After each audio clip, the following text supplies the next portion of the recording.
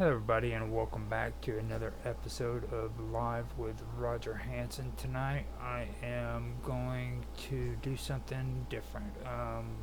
Here lately, I've been coming up with discussions on topics that I have been involved with when it comes to live streaming, as well as current events like politics and things of that nature.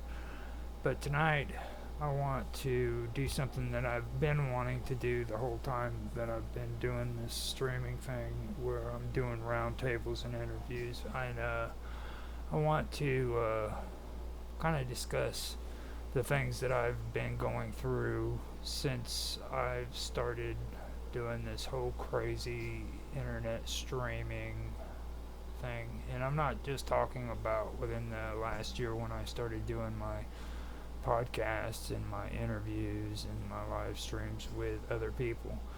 I'm talking about going all the way back and discussing things that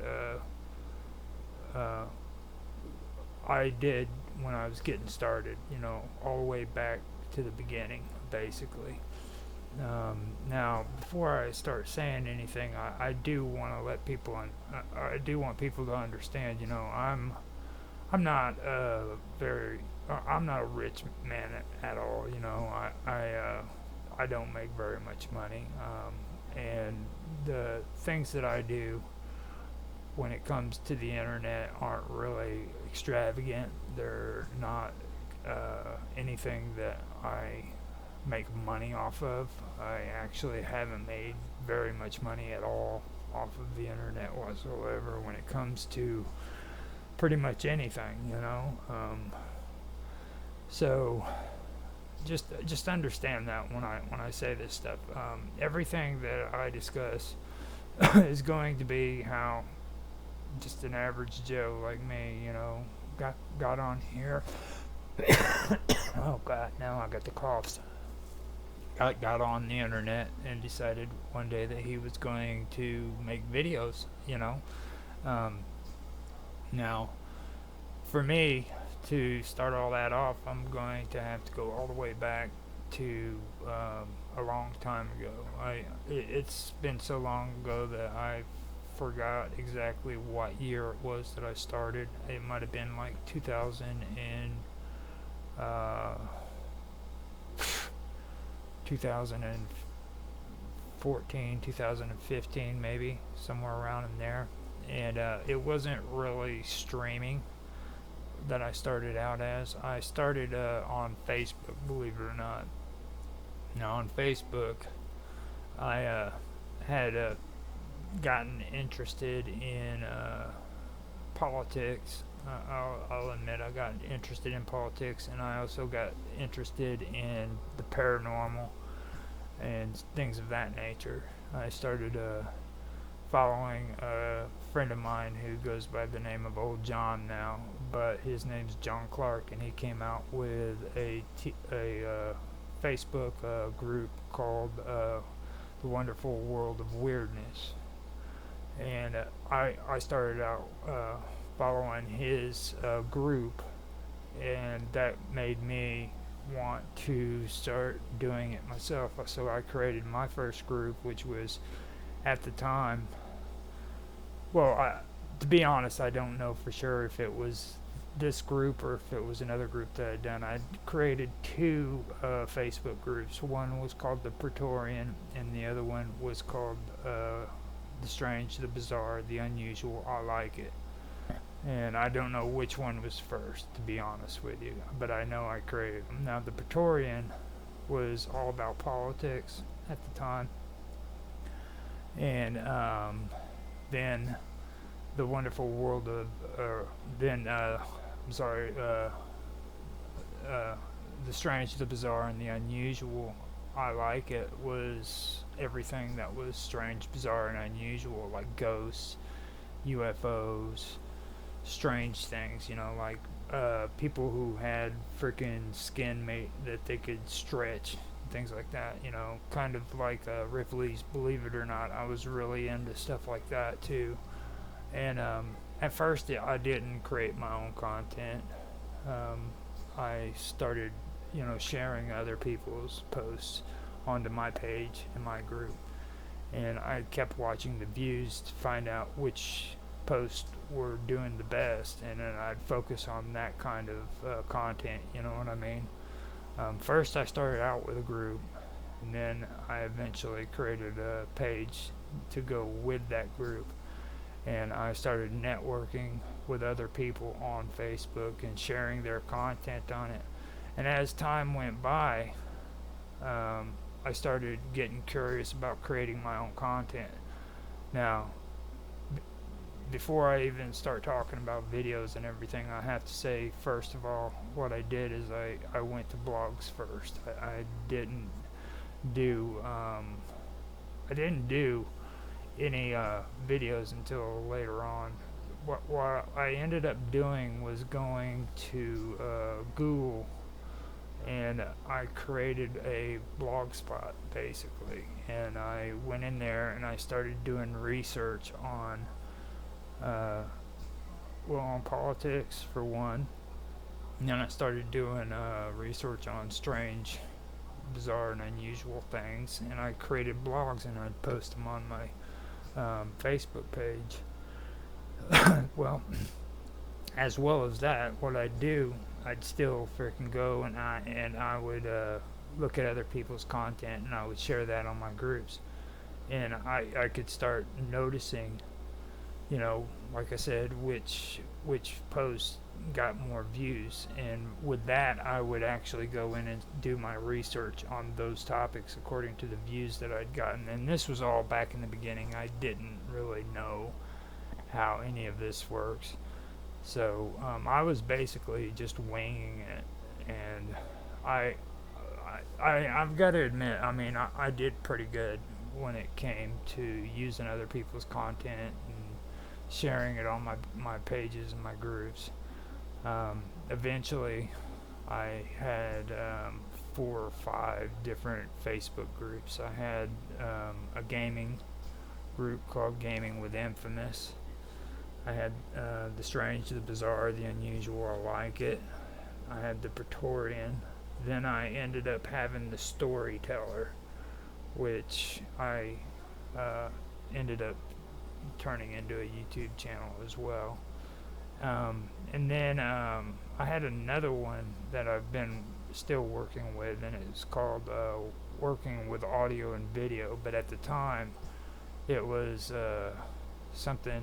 It was under a different name. It was like a Hanson's Mobile or some name like that.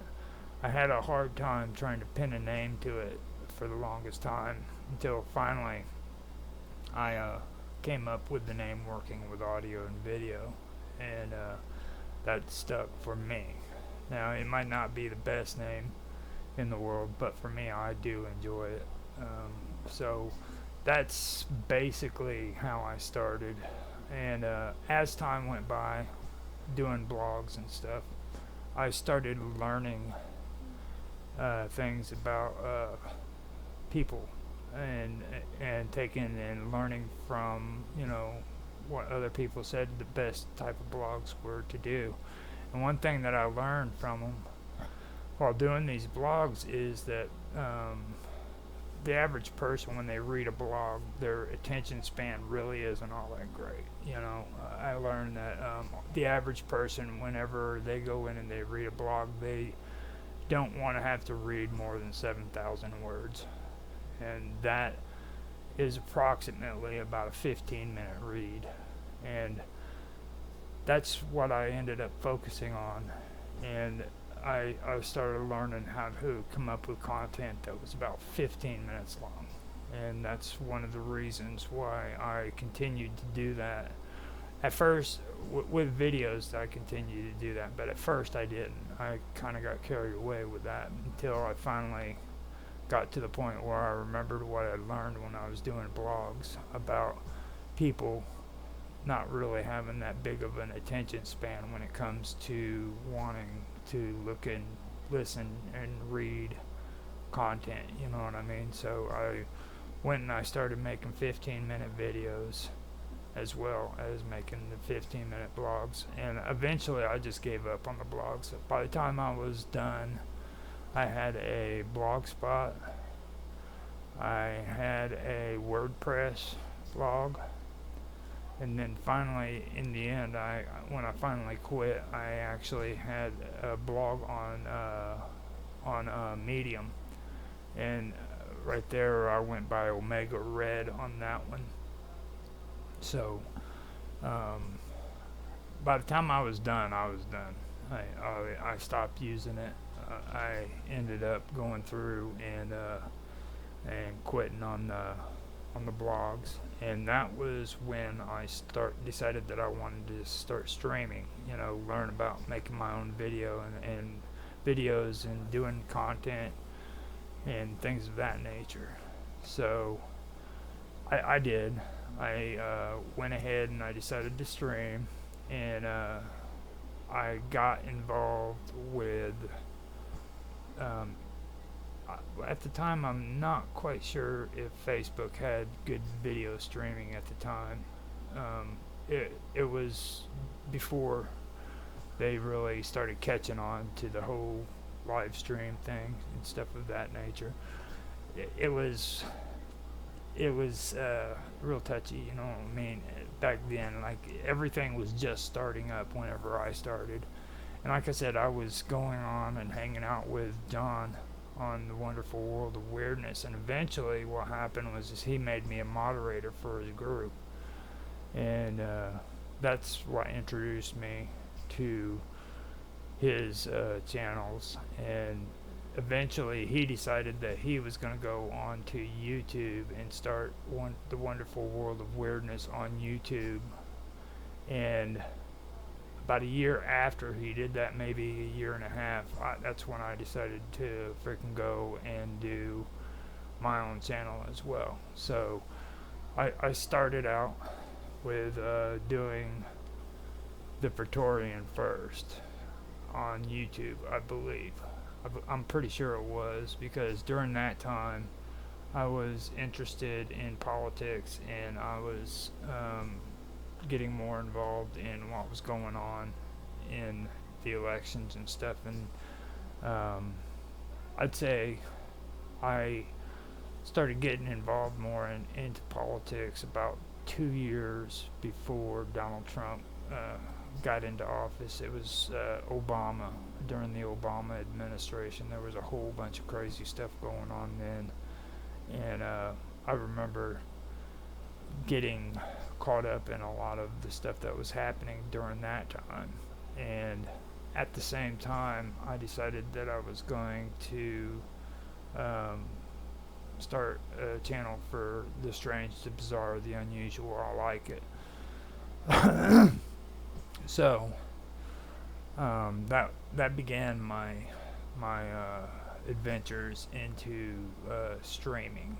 Now I did try to do live stream back then, but I have to tell you one thing that I did learn when it came to live streams, and that this was back in the early days. This is one of the first things that I learned. Okay, now if you want to do any proper live streaming on the internet, you have to be working with a proper computer. Okay, don't listen to anybody who tells you that you can just grab any computer that you want and get on freaking YouTube and just start live streaming, because that is not true. Okay, if you have a really old computer set that was made like back in 2011, 2012, trust me, it will not work on YouTube when it comes to live stream. You can possibly do it, but it's not going to be the best of quality. Now, you could probably get away with what I'm doing here, like, except for my slideshow that I have in the background. I would never suggest that anybody with a weak computer use a slideshow. Just get you a picture, put it up there, and then just have a conversation like I'm doing right now. Okay, that would be your best bet when it comes to doing something like that. But if you want to stream and you want to have a quality stream, especially when it comes to gaming and video that's actually moving. You know, you want to have a computer that's working properly. And when I first started, I didn't do that. I actually had my settings set up to because see, um, the thing about the thing about yeah the thing about computers is like the one thing that I overlooked at, and I had a hard time convincing everybody else about it, was the fact that when you do your videos, okay, you have to worry about the frames per second, and you also have to worry about the resolution. Those are some very important things, but also one thing that you have to worry about is having a good IPN. IPN is your network provider. Okay, now if you are streaming, you're going to want a network internet provider that is giving you at least uh, three. 3,000. I believe it's 3,000 megabytes, okay, of upload speed. Now, when I started doing this, we had Frontier, and in this area, Frontier. Well, first of all, Frontier was is just another name for AT&T. So here in this area, when AT&T was here, they actually had a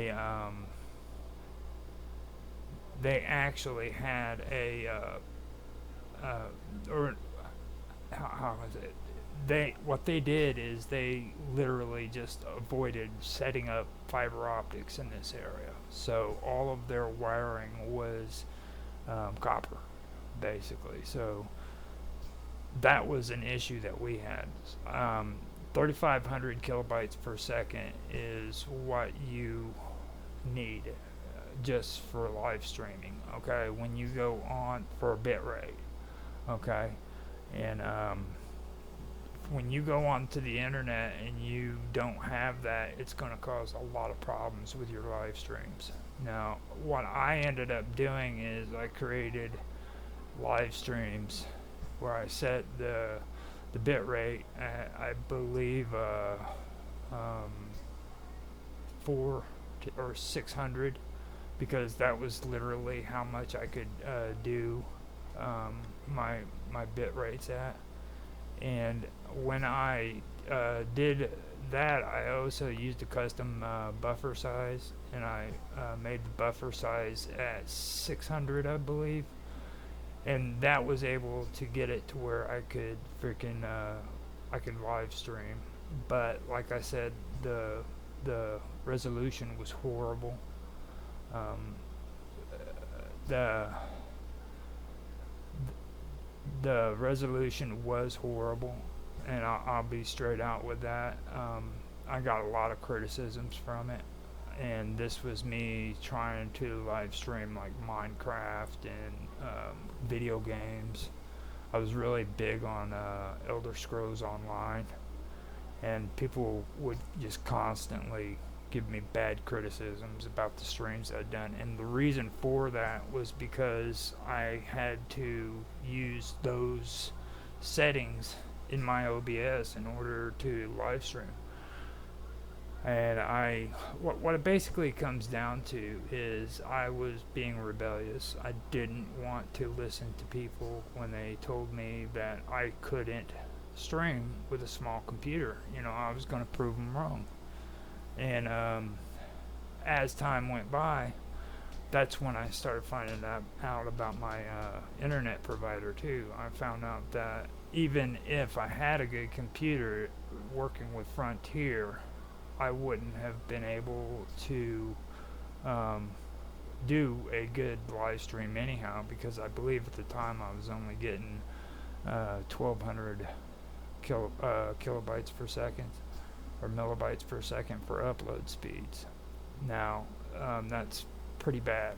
Okay, if anybody who is live streaming knows what I'm talking about, they know that you do have to have a lot more than that. And eventually, what ended up happening is that we had to change internet providers. We changed from Frontier to Mediacom.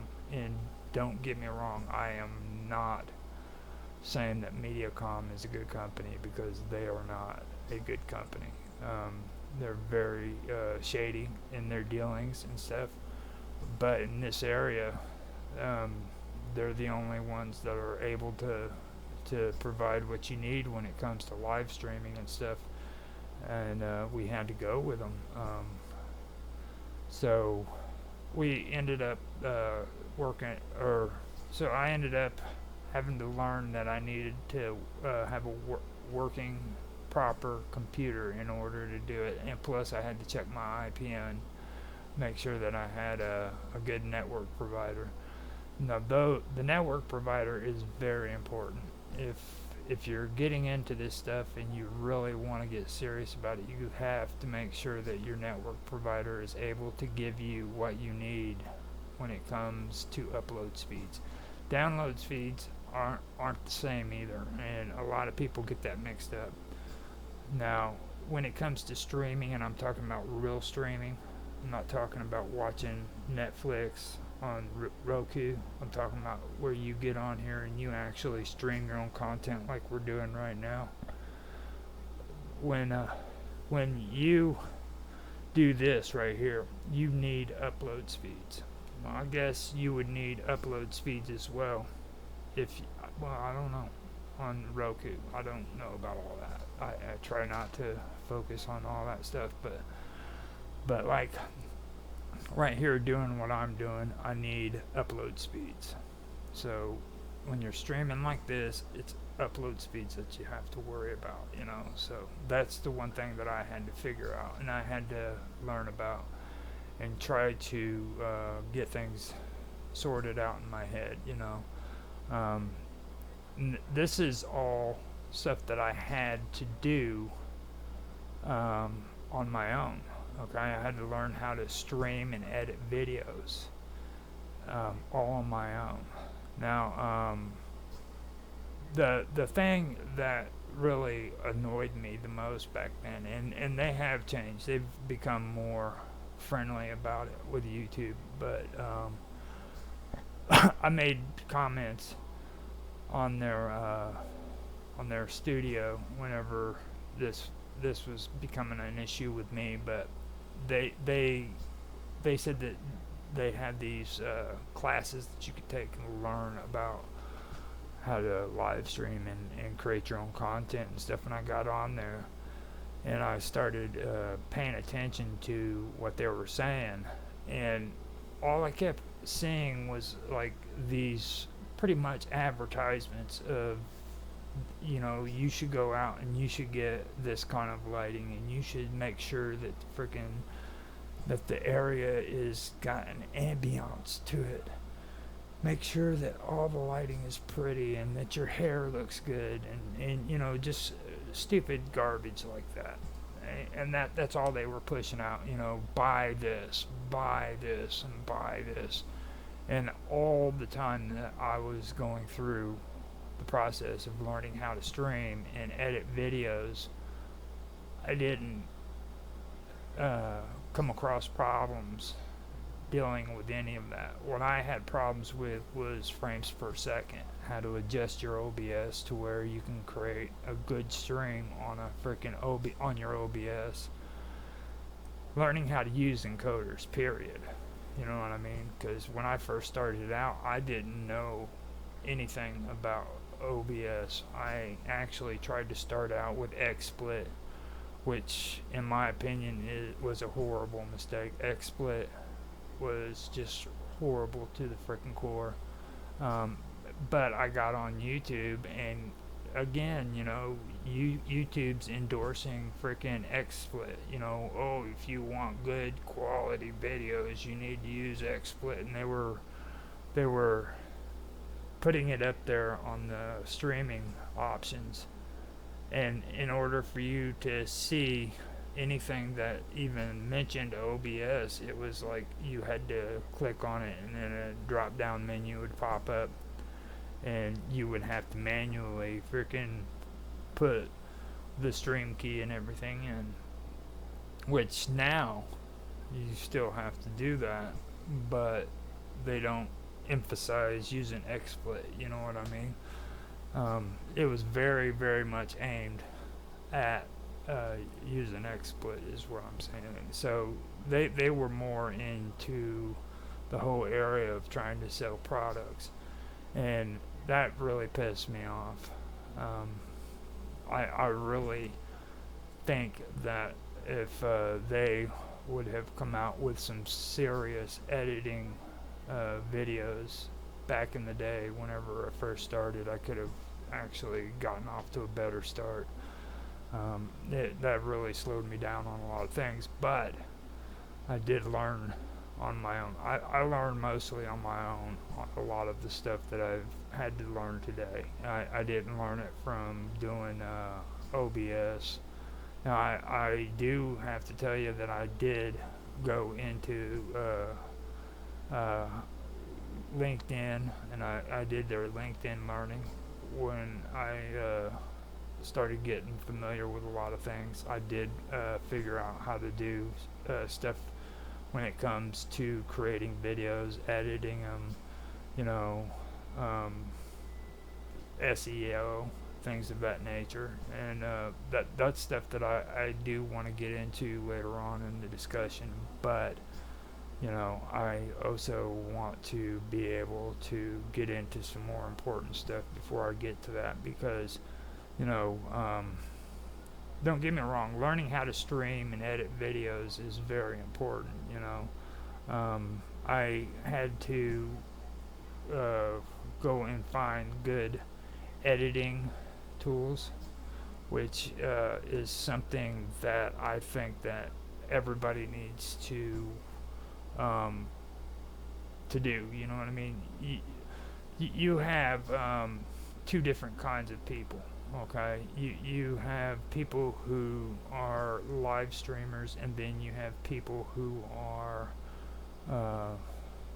they have a passion for making videos and live streaming and doing, and they love doing it, and it's an obsession, and that is where I fall into. I just enjoy the process of making videos, and I'm not just talking about editing them, and I'm not talking about streaming them. I'm talking about even the post-processing, you know, when I go on YouTube and all these platforms and I upload them and I organize them and I schedule them. I love all of it. And there's tons of people on the internet who don't like doing it, but they still get on the internet and they stream, and that's all they do. That's all they want to do.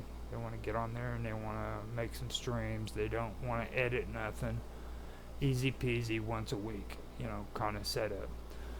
So that's the one thing you got to realize too. Like, I'm that kind of person who I do this because I enjoy doing it. I thoroughly do enjoy doing it. Now, starting on YouTube, that was one of the big things that I had to do. So I had to finally, you know, grasp the idea that I had to have a good computer to work with.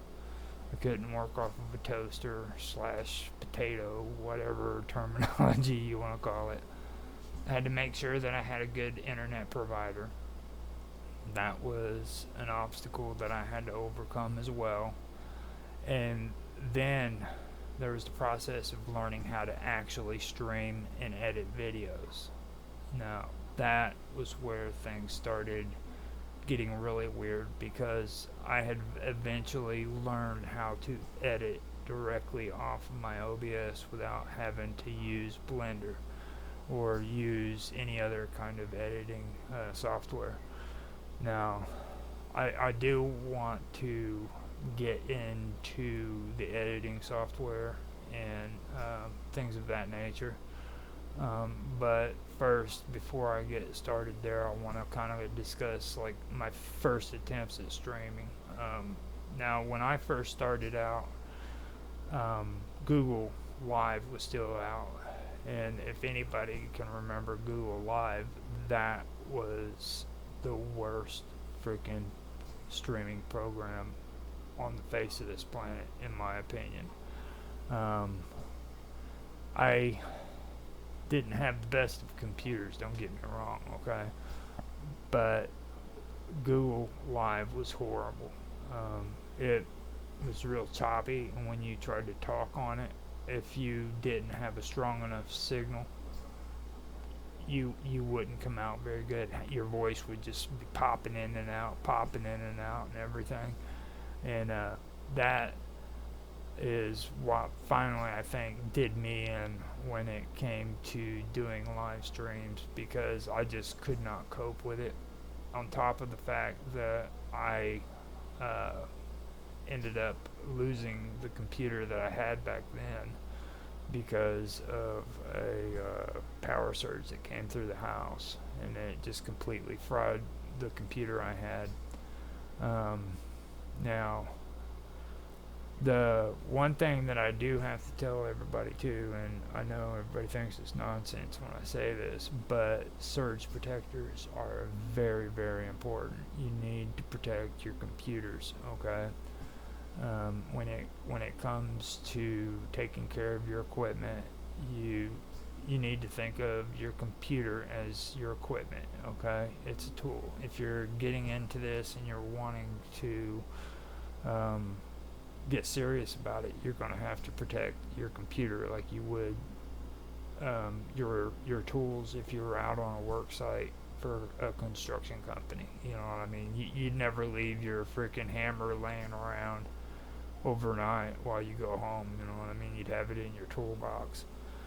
The same thing goes with your computer. You need to make sure that it is safe, and one way of doing that is getting yourself a surge protector that will protect it from any kind of power surges or whatever's going on in your house. It will knock a computer out quick as shit if it is not protected, so always remember to do that.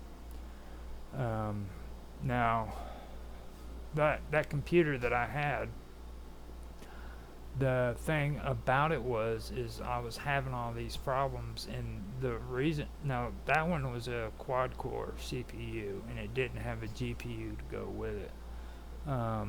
And quad core CPU is a central processing unit, and it has 4 cores inside of the CPU, and even with a quad core I was still having problems, and this is where the network provider comes in handy, because like my nephew Jacob, he had a hard time believing me when I told him about your internet provider, okay? At the time, Blender worked pretty good with quad cores. Now today they've made so many changes and they've upgraded Blender so much that you couldn't do that today, but back in the day you could actually get on Blender and you could edit your videos with a quad core and everything. But when it came to trying to stream, I just still could not do a proper stream. And I finally, after checking it out and figuring out what my upload speeds were, figured out that it was my network provider. It was Frontier that was causing me problems with being able to live stream. So that's when I figured it out, and I started telling my nephew this, and he didn't believe me until just recently, when he actually took time and built his own computer like I have. You know, he built his own computer, and it's a great computer. It has 8 cores in its CPU. It's got a GPU to go with it. You know, top of it's quality. You know what I mean?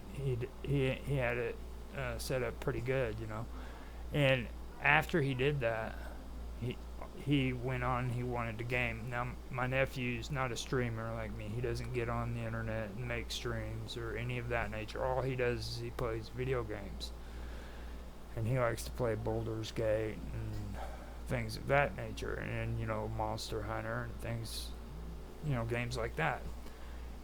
And because he had that computer with 8 cores in its CPU and that GPU, he was able to see for himself that what I was saying was true. That it doesn't matter how nice your computer is and how buffed up it is, if you have a crappy network provider, it doesn't matter. Okay? So that's the one thing that I learned, and eventually my nephew was able to learn it, and he had to learn that the hard way, just like I had to learn it the hard way out of experience. And I just wanted to share that with everybody because that's something that was very valuable to me. These are all the basics. These are things that I had to learn in the beginning when I first started out on YouTube, and that's some of the stuff that I had to mention. Now, another thing that I ended up having issues with when it came with YouTube was the monetization. Now, when I first started my channels up on YouTube, they didn't have this freaking watch hours bullshit, and I started my channels out just very, very shortly before they started all that. And as a matter of fact, by the time they did start implementing watch hours and monetization like that, they had me on monetization and I'd made like 31 cents. And to this day, I still say they owe me 31 cents because they're a bunch of bastards and they ripped me off. you know, but still, that's how I started out with it. And then when they first came out with their monetization programs, what really pissed me off about it was the fact that they came out with this thing of saying that you had to have 10,000 watch hours. Okay, now 10,000 is a lot.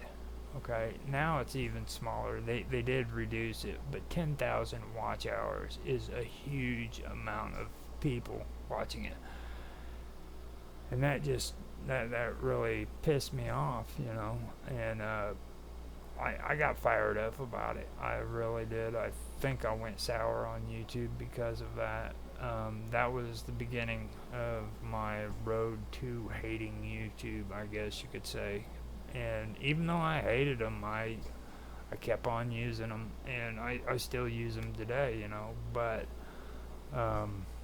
the thing of it is this watch hour stuff. You know what I mean? It's really insane, even today, compared to what I was expecting it to be. I didn't think that it was going to end up being the way that it has turned out. And I know that they lowered the amounts of people that need to watch your videos and everything, but they had to do that because they were forced to. I personally still believe that they are phasing out people who are on YouTube that are creating their own content, because I've mentioned the fact that they have YouTube television now, and then they have all these other programs that are going on. Eventually, what I see YouTube doing is becoming another Roku or another freaking Netflix. You know what I mean? Eventually, they're not going to want people to come on and create content for themselves. And they're trying to push people away. I've never heard of any kind of business model where they're encouraging people to leave. That's just so insane. And today, I still don't agree with pretty much anything that YouTube has come out with when it comes to their monetization program. As a matter of fact, I've refused to do any type of monetization when it comes to YouTube, and to this day I've held true to it. But I'll get on with that later on as I go on with what I'm talking about, because I think that there's other things that I need to discuss before I get to that part, because there are new things that's happened in my time on streaming, so these are basically the things that I had learned earlier on, and the monetization had come around, and that kind of soured me on YouTube. So what happened is I started getting into live streaming video games, and I started doing my interviews and my roundtables and stuff of that nature. Okay, now when I first started out, it was all, like I said, about editing videos. My computers were so bad off that eventually I stopped trying to live stream altogether, and I started focusing on editing my videos and putting them up on uploads. And through that whole process, I learned how to edit. And like I said, I was editing on OBS at sometimes, because I've had about 3 or 4 situations where my computers just crashed and I had to start over from scratch. I actually had this old laptop where the battery, I had taken it out and I had plugged in the laptop and had it hooked into the wall. The fan was gone out, so I went and got one of those fans that you set up underneath it, so where you could pull the heat out from underneath it. And I had that plugged in too, so that was all I had when it came to doing anything on the internet. And whenever the fan was running, it was real loud. You could hear, and so I'd have to smack the freaking keyboard to get the noise to stop, stuff like that. But I did it. I as a matter of fact, I did my D&D stuff on that same computer for quite a while, and this was not when my big computer crashed, but when my somewhat decent toaster computer that I was using ended up crashing. I had to go down to my laptop. So that made 3 computers that had literally just gotten fried. And during this whole time, I had to learn how to adapt, and I had to learn how to think quick on my feet on how to get my audio and video set up and be able to edit and be able to do things. So in the process, what I had learned to do is I had learned to use my memory in order to frickin' be able to do these things when it comes to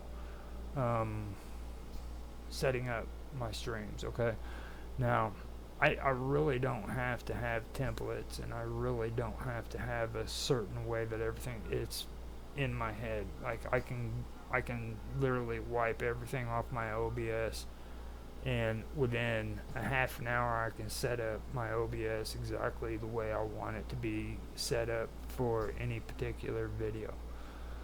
After I'm done with that, I can wipe it again and do it for another video that's completely different than the one I just did.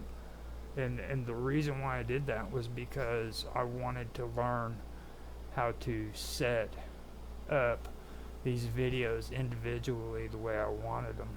And I have it in my mind that this is the way I want it. Okay, now a lot of people like to create a routine, and they like to make everything as normal as possible, and I'm okay with that. I have no problem with that. But for me personally, I had to learn that I've got to be able to adapt.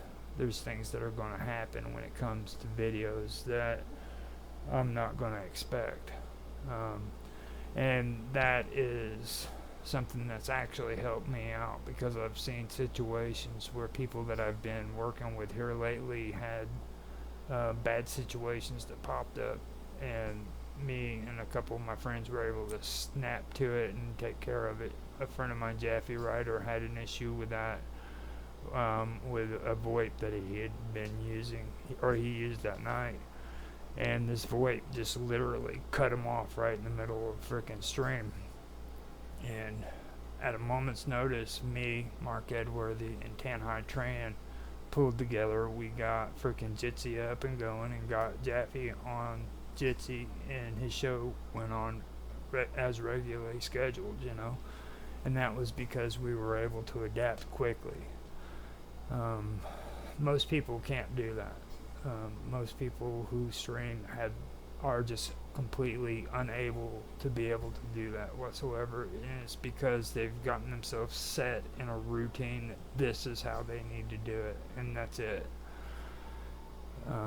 And that's one thing, if I can ever suggest to anybody, is you need to learn how to adapt to situations. You know, if your computer gives out on you, it's not the end of the world. Just figure out how to get your content out and work around it. If you have a telephone, you know, start recording on that telephone. Post that stuff straight up on YouTube or wherever it is that you're doing your content at. Get it out.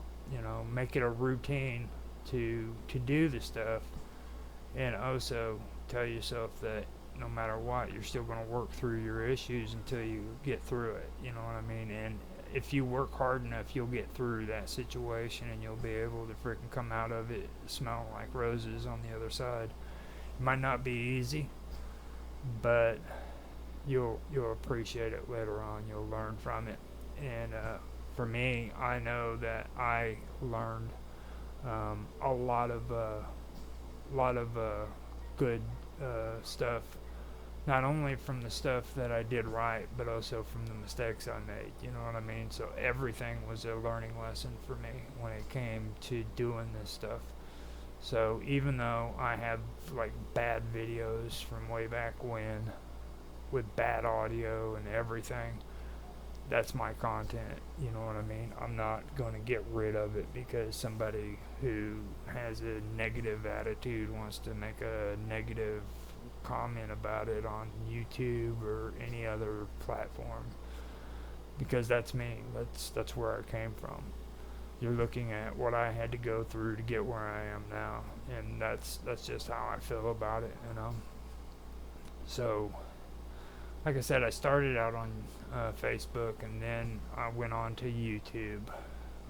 From there, I did get into live streaming. Now, when I started live streaming, I did video games for the longest time. I'm not going to lie about it. I did do quite a bit of video games, and I will say one thing too, that video games taught me a lot.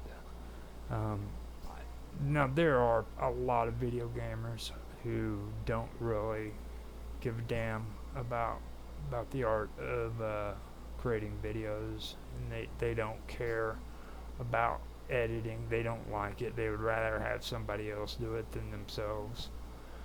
But there are a lot of smart people who do video games, and that do edit their videos, and they do care about their live streams, you know. There's my buddy Rapid. He likes to go in and create templates for his retro gaming.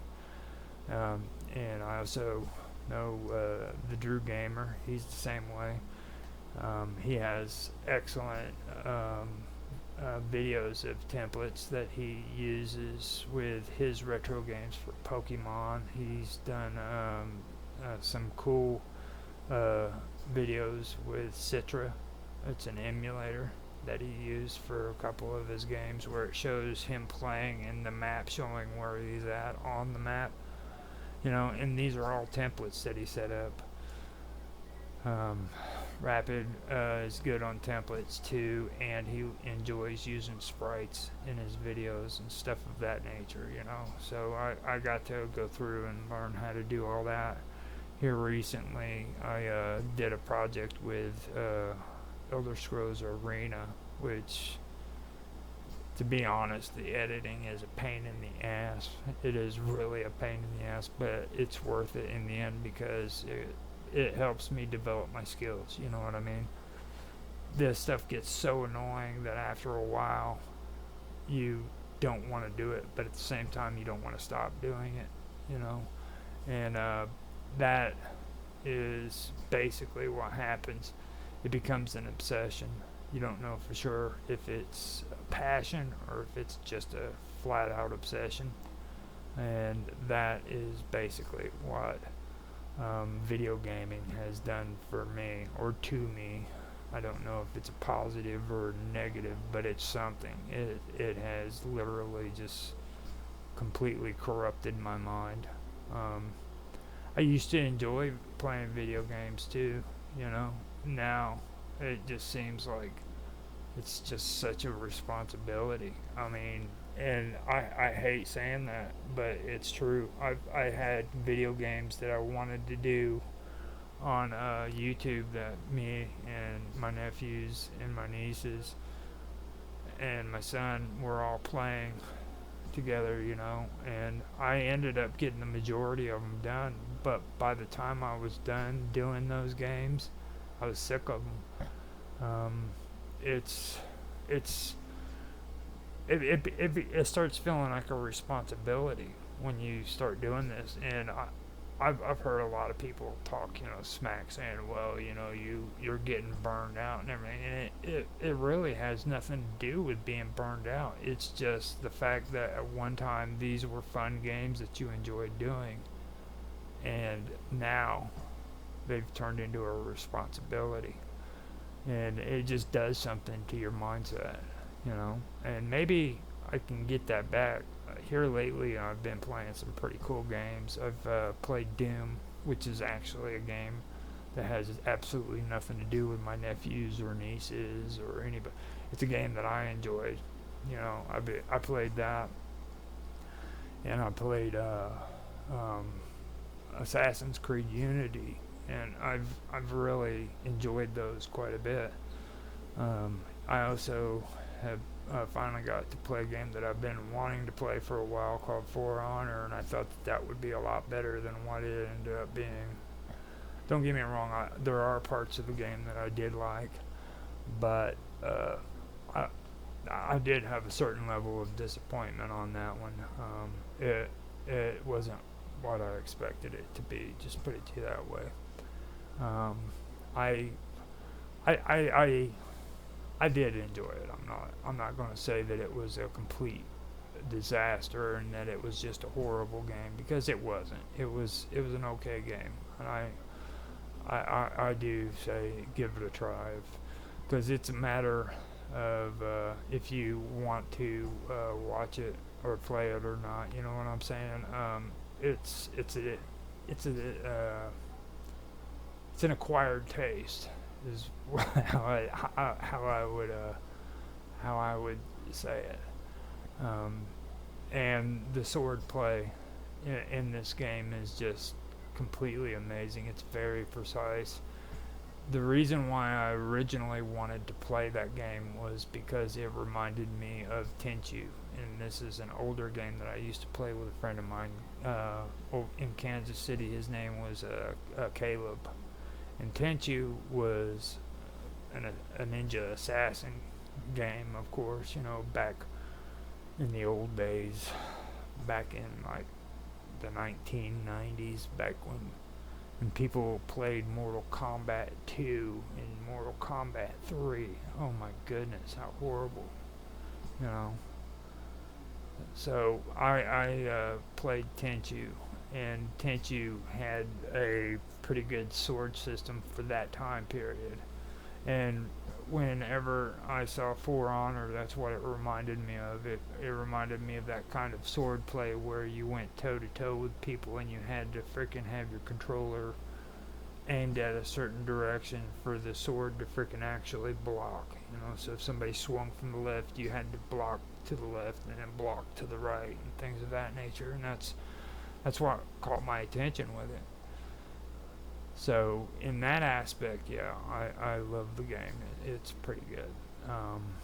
Now, before I go off onto that, I want to come back to the idea of, yeah, when it comes to live streaming, I did do a lot, or I have done a lot of video games. That's where I really stuck to after I figured out that my live streaming wasn't really working out the way it was. And I still, even while I was doing that, I still gave it my all on live streaming video games. I eventually got into learning how to fix computers and repair them. From that point on, I finally started building my own computers. And the reason for that was, for me, it seemed like common sense. Okay, you take a look at these computers and you see how shitty they are coming off of the freaking store, the storefront, right off the floor. These people in Walmart and freaking all these other tech stores that are selling computers, they are selling you computers that have already been outdated, with old tech before they even freaking hit the freaking display counters. And I started catching on to that from a lot of people that I paid attention to on the internet who were talking about it. And it's true, the majority of people go out and they buy their own computers are buying outdated shit before they even get their hands on it. And that is completely amazing to me because, well, it was amazing to me is what I should say. Now it's not really amazing to me because I've learned that these companies are just they're milking the system basically. You know what I mean? They know what they've already released and they know what they're capable of selling as parts. You know what I mean? So they can make more money by breaking it up for the better quality stuff and then selling that to you so that you can build it yourself. So in that aspect, I understand it.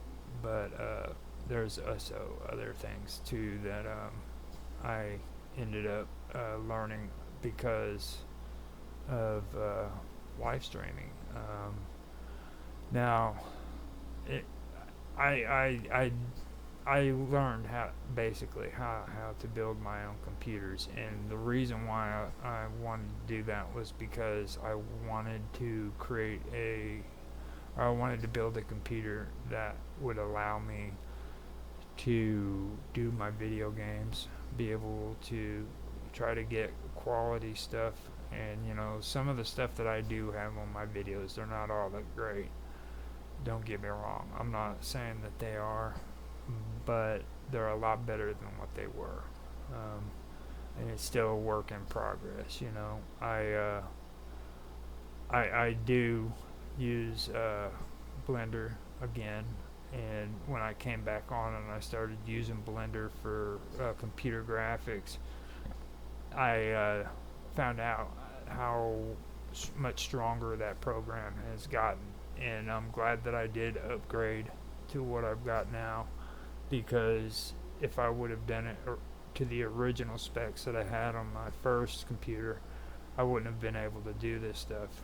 And the reason for that was because I had tried to use Blender previously on my son's computer, and it was a horrible mess. And he even told me before I did it, he's like, it's not going to work very well,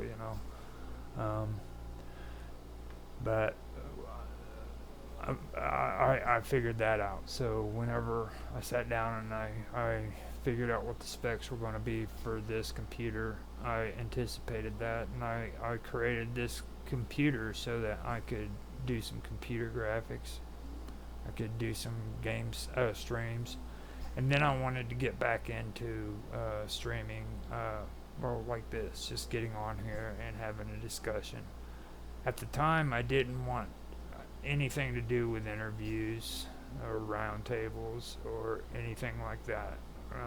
That came later, and that came within the last year. As a matter of fact, I believe it started between now and September. Would make September the 3rd. I'm pretty sure somewhere between this time it would make a year that I actually started doing it, and that was this is the time period where I actually have done live streams that involved interviews and roundtables and things of that nature. But before that, I was creating my own videos,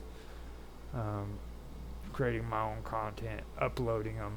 I got to the where I was scheduling my uploads and everything to where they would they were scheduled out on a regular basis.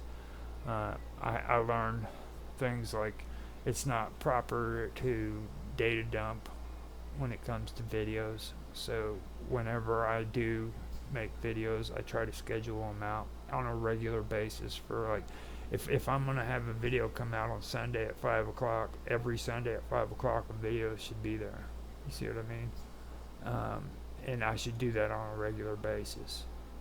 Now, I should never dump tons and tons of videos one right after the other. People don't like that, and as a matter of fact, platforms don't like that either. They don't like it one bit. And if you really want to see what that does, then like if you're on Discord, go to Discord after you data dump and see how those videos freaking were transferred to Discord. It's ugly. They don't even show the display of your video, like the thumbnails or anything. It's just little squared boxes with the name of your video on it. That's what happens when you data dump. So that's another suggestion I'd have, is schedule out your videos and make it to where they don't just download or upload, post at the same time. Another thing that's important for me is when it does come to scheduling is very important. Time management, I always talk to people about this all the time, and I don't even have these in my PowerPoints, and this is something that should be mentioned. Time management is very, very important when it comes to this stuff. I think that I couldn't do even a third of the stuff that I do right now if I did it off the cuff, you know what I mean? So managing your time, and when I say managing your time, I'm talking about determining when you want your videos to be released and things of that nature, and creating a schedule. Those are the things that are important. Those are the things that matter to me, because without doing that, I wouldn't be able to do some of the things I've been doing. And if you're on YouTube, Rumble, Odyssey, I know there's a few other ones, I just can't remember what they are. But if you're on those platforms, you know that I release a lot of stuff, okay? Or X, I'm on X too. And I make sure that there's at least one video that's being posted a day on most of them. Okay, at least one video. I know there's more of them on Rumble right now that's coming out, but like on X, I've got a video a day coming out on there. I've got one video a day on YouTube for my gaming. I don't have it for the Wonderful World of Weirdness and on Strange Stories and the Victorian. I'm taking a break with them. I've had to back off and kind of relax a little bit. Now all of this I do want to go over. to to kind of go through it a little bit more thoroughly, but I'm not at that moment in this conversation. Where I was at was like these interviews, setting up these interviews. Now, when I first started doing these interviews, it was last year. Um, what happened was is I decided that to um, I wanted to celebrate because Minds had started a live stream. They started allowing people to live stream on Minds, and for anybody who's been on Minds.com, that was a pretty big deal. At least it was for me. It's been mentioned that Minds should live stream for quite a while, but they did, and I thought it was a big deal. So we all got together in Minds chat and came up with the idea of live streaming for the chat. Everybody that was a part of it, and it started out with me, Mark Edworthy, Tan Hyde Train, and Karma Love. Then Pecos Dave, he was with us, but he didn't stick it out. He kind of vanished after about 2 or 3 videos that he did with us. And Mr. Robot was around too. We call him Mr. Robot. You can find him on there all the time. He's just a nut. But we were all there, and doing this thing together. And what happened was I ended up doing a lot of streaming, a lot of interviews, a lot of shows, and I had to learn my lesson about that, especially when it comes to the roundtables and the shows that I have been putting out. I know that I overdid it, basically, is what the deal was. And I have a tendency when it comes to this stuff of doing a lot more than what most people are used to. And it caused a lot of wear and tear on the people around me as well, because they had it in their mind that they had to keep up with me. And at first I neglected to tell people, don't try to keep up with me. But after a bad experience that happened with Karma Love, I told other people like Bob Dub, I told her, please don't try to keep up with me. If you don't want to do this, tell me, and we can, you can stop. And it got to the point with her where she started thinking I was treating her like an employee. And, first of all, I don't ever want people to think that way whenever it comes to this stuff. I was hoping that she understood when I told her at the time that I don't want you to do it if it's too much for you, you know what I mean? And I definitely didn't want to leave the impression that I was treating anybody like they were an employee. It's just I have been doing this stuff so much that it just becomes routine, and it's not easy for a lot of people to do. It really isn't easy at all. But that was one of the things that ended up getting me to where I decided that I'm just going to do these live streams right now with Live with Roger Hanson. I'll go on to a few other people's shows. I've been showing up for the new Cafe Enigma. I just did 2 streams with Naroki off of Skype. He did one last night and then the night before. I've been showing up on WPRNP, Pirate Network, something like that, with Jeffy Ryder. Hanging out with him.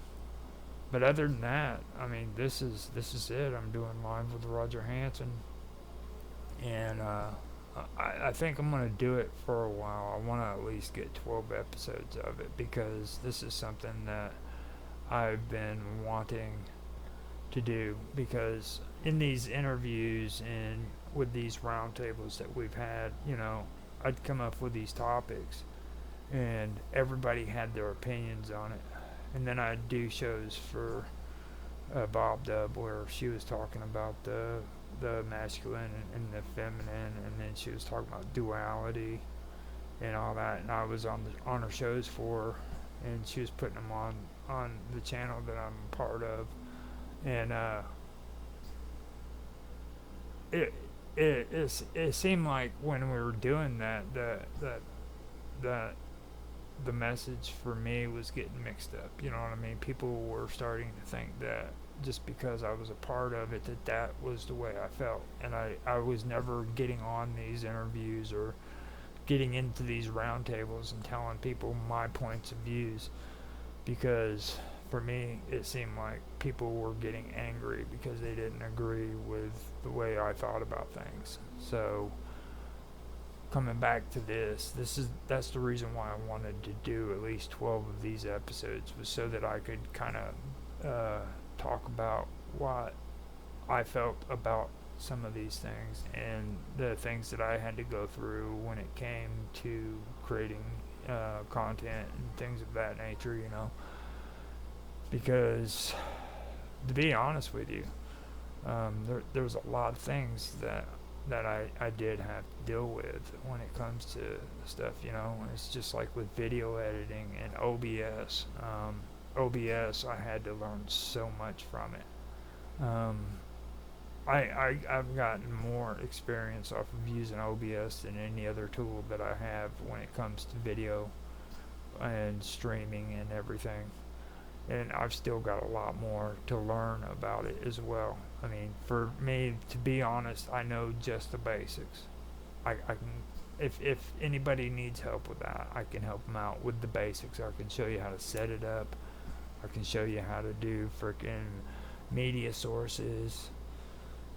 I can show you how to do freaking put images on your stream, do slideshows, window capturing, display capture, all that stuff. I can teach you how to do that.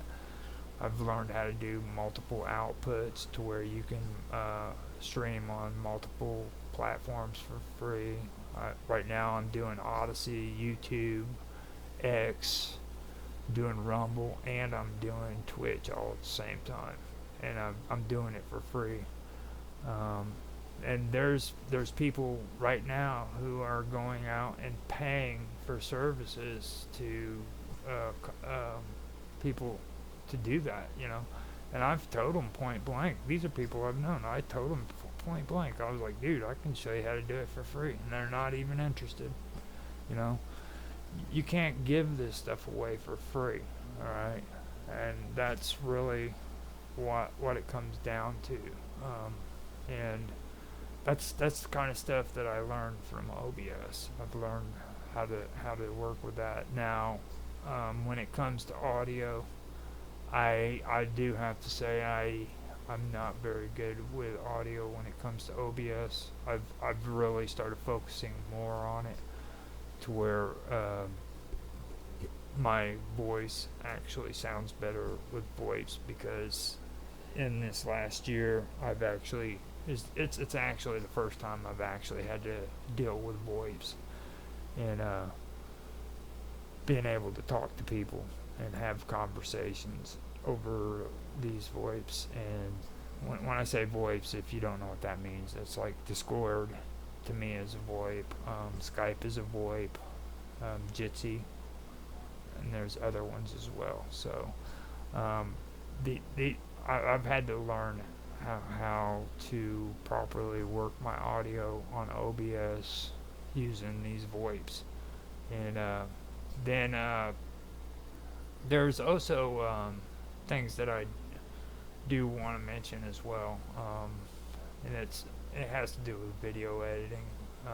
I've already mentioned how I actually had learned how to edit with OBS, but I want to talk about editing tools like Blender and After Effects and DaVinci and editing tools like that. Okay, now you will get into this stuff, and eventually you'll figure out what your editing tool is going to be. All right. Um, and that's what I did. Eventually, what I did is I started using a combination of OBS with Blender. Okay. I've had other editing tools before.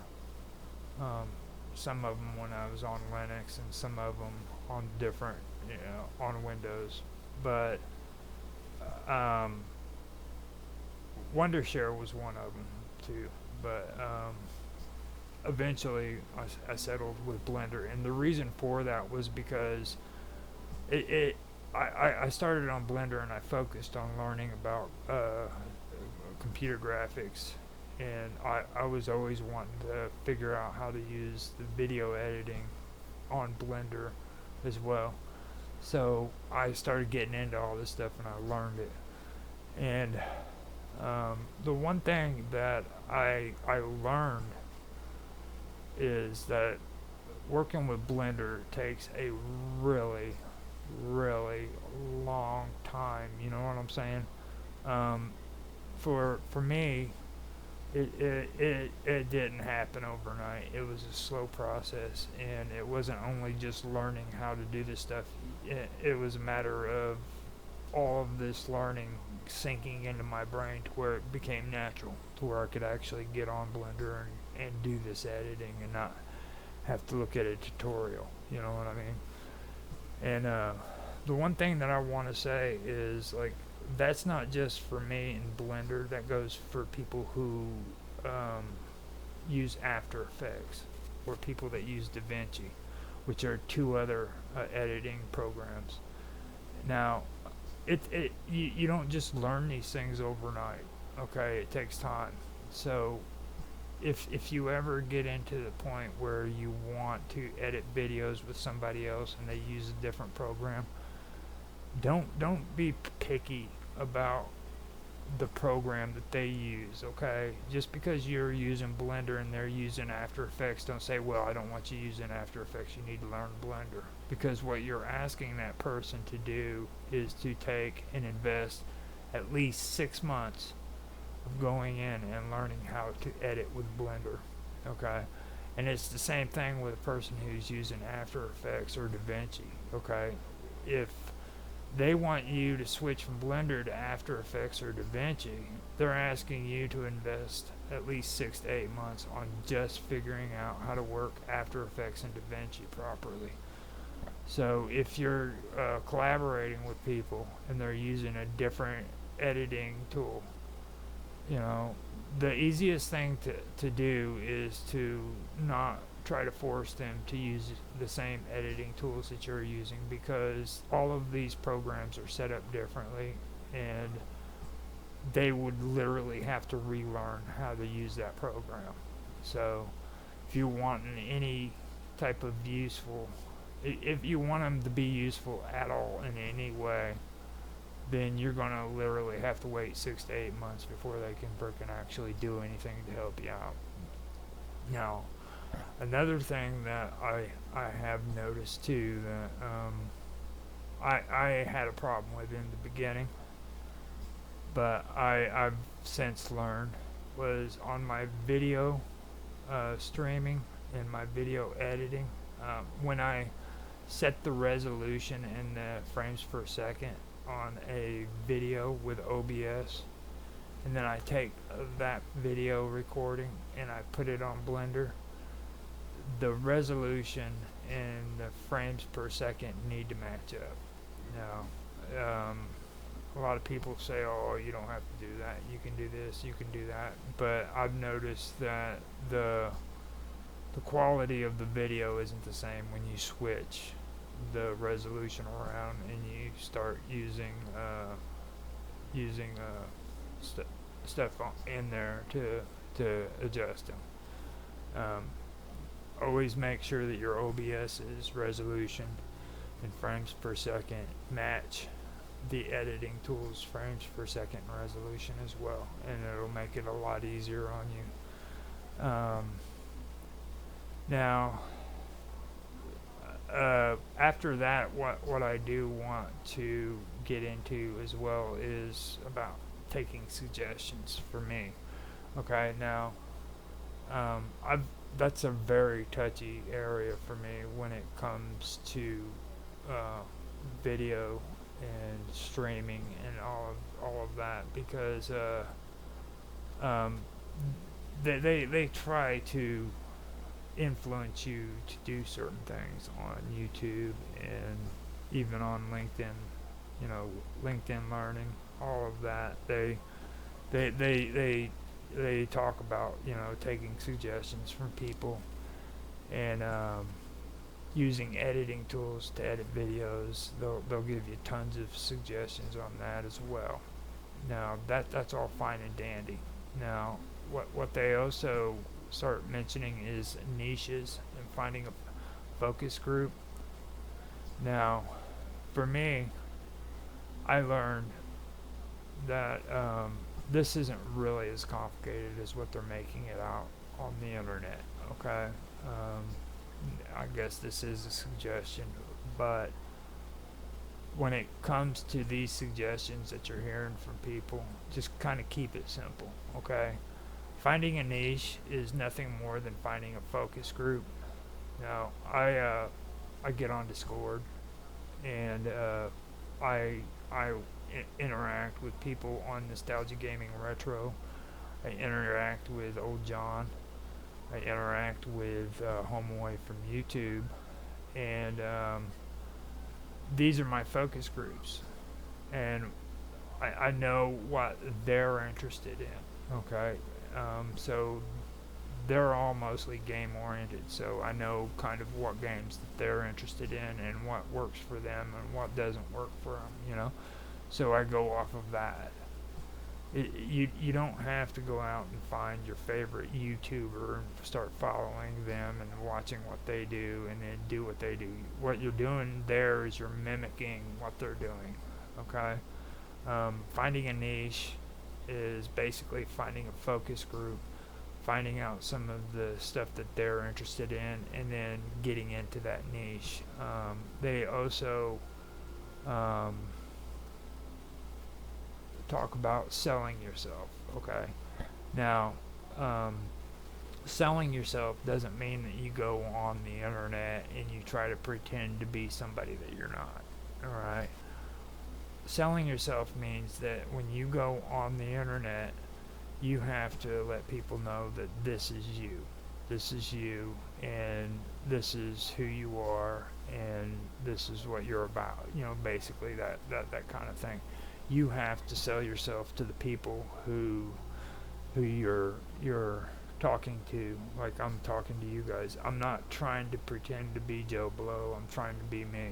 You know what I mean? This is who I am. I'm selling myself. If you like what you're hearing, then you're more than welcome to come back and listen to me again. I'm not going to pretend to be somebody else. You know. At the same time, I can't just sit and talk about ridiculous stuff like editing videos and shit like that, because nobody wants to hear about After Effects and DaVinci. So, with that being said, I'll get back to the good stuff like the Illuminati and cool shit like that, but basically, that's what it is when it comes to finding, a niche. It's finding a focus group, figuring out what it is that they're into, and kind of contributing to that focus group. Because like with me on my video games, I'm not really the best video gamer in the world. I'm one of the best, but I'm not the best. And the reason why I'm one of the best is because I love killing shit, dude. On video games, I don't want to like go according to the way the game is supposed to be played. Like I want to get in there and I want to see if I can kill as much shit as I possibly can, And I love it. There's nothing better than to do that. You know what I mean? And then talking dirty to women, like. Man, I am a dirty talking fool, and The reason why is because I got this sexy voice that women just can't resist, so I talk smooth to them, So, and believe it or not, that's not really me pretending to be anybody. I talk that way to regular people. I mean, and that's my niche. You know what I mean? All of that is my niche. That's who I am.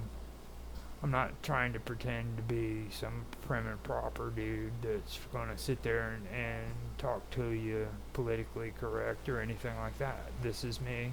This is what you get. And that's a niche. So I had to learn that. At first, I tried to do things the proper way and act right and things of that nature. But in the end, it just did not work out. People catch on to that stuff, and they they don't like it. Now, also when it comes to taking suggestions, I have another issue that a lot of people have a misconception of, and they think that, and YouTube is notorious for this.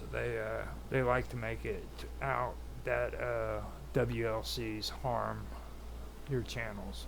Okay, and I want to say 100% that is not true. And I actually did a little experiment here within the last year about WLCs and live streaming to find out for sure if it actually does harm your views or if it doesn't harm your views.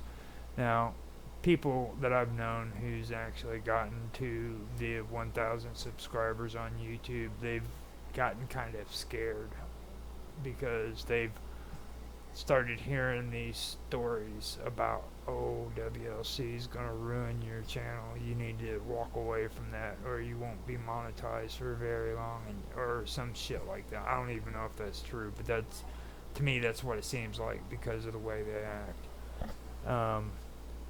I've seen my buddy Rockstar actually go on and get involved with WLCs using an alternative channel so that he can freaking comment on it because he's so worried that it's going to affect his channel that he will not use his actual channel to do it. Now, for me personally, I got curious about it. I keep hearing people talking about this, so what I did is I spent the first 6 months of this year on editing my videos and scheduling them in and avoiding doing WLCs, which, by the way, that's watch, like, and comment. What I do is I usually go on Discord, and Home Away from YouTube has WLC, which is watch, like, and comment. I post a video and somebody freaking else posts a video and they say, well, my gamer name's Infamous, so they'd say WLC in progress at Infamous, so they would watch my video, they would like it, and then they'd make a comment, and in return I would do the same thing for them. That's what WLCs are. Now, I've heard people say that this was something that would harm your video, so in the last 6 months I stayed away from it, and all I did was edited videos and I uploaded them, and I stayed away from live stream. I did that all the way up until June, and in June I started back up with live stream and WLCs. Now, all I ever use on my WLCs are my live streams. So when I started doing that, all of a sudden I started getting better views and everything. So for me, that showed me that WLCs don't affect my channel. It actually helps it out. So that was one thing that I had I've had an issue with when it comes to these YouTube folklores, is what I like to call them.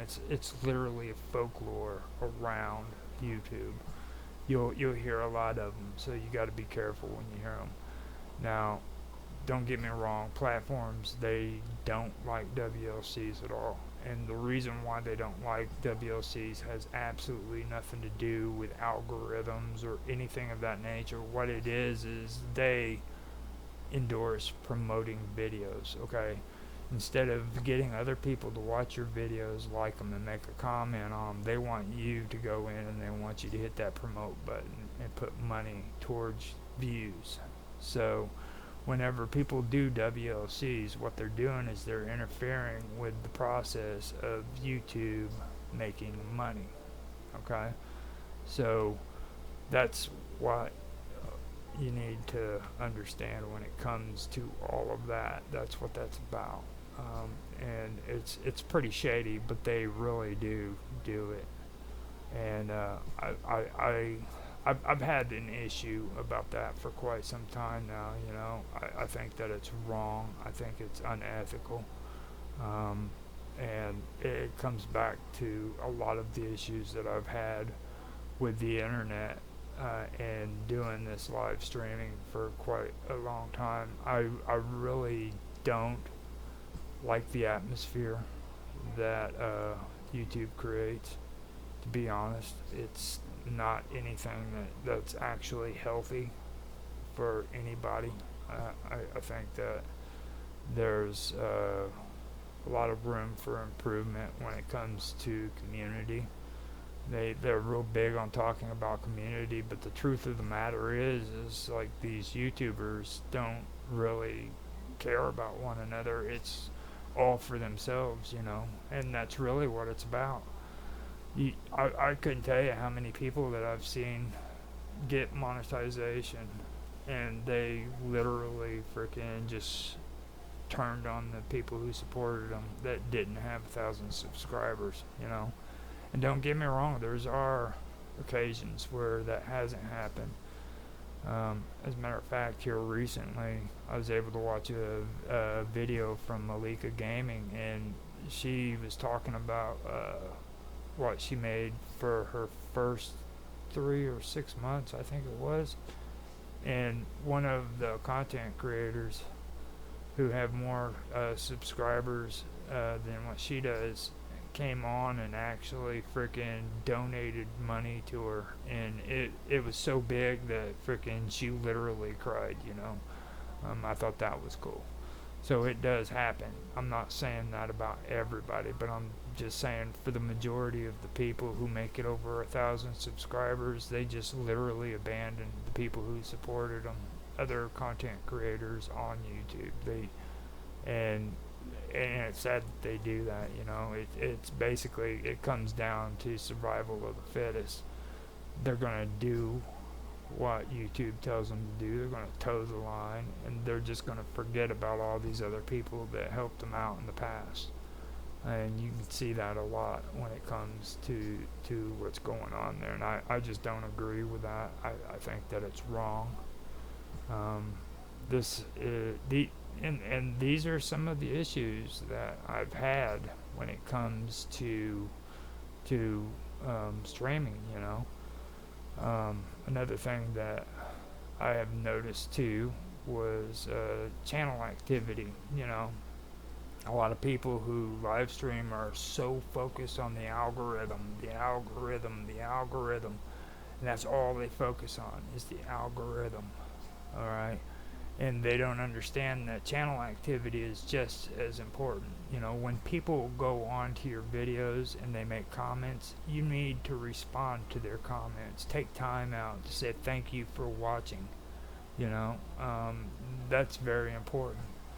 It doesn't have to be anything elaborate. I've got this one guy, Tommy Spot. There's some times where he doesn't even watch the video. He just makes a comment. You know, and I don't know what the deal is with that. He could be just trying to be nice, you know, stuff like that. But I still make the effort to say thank you for watching, you know. That's very important. Actually try to have conversations with the people who are involved in your videos. In the comment section, you know, that shows activity with the platform that you're on. And it helps boost your views because it shows that you're active.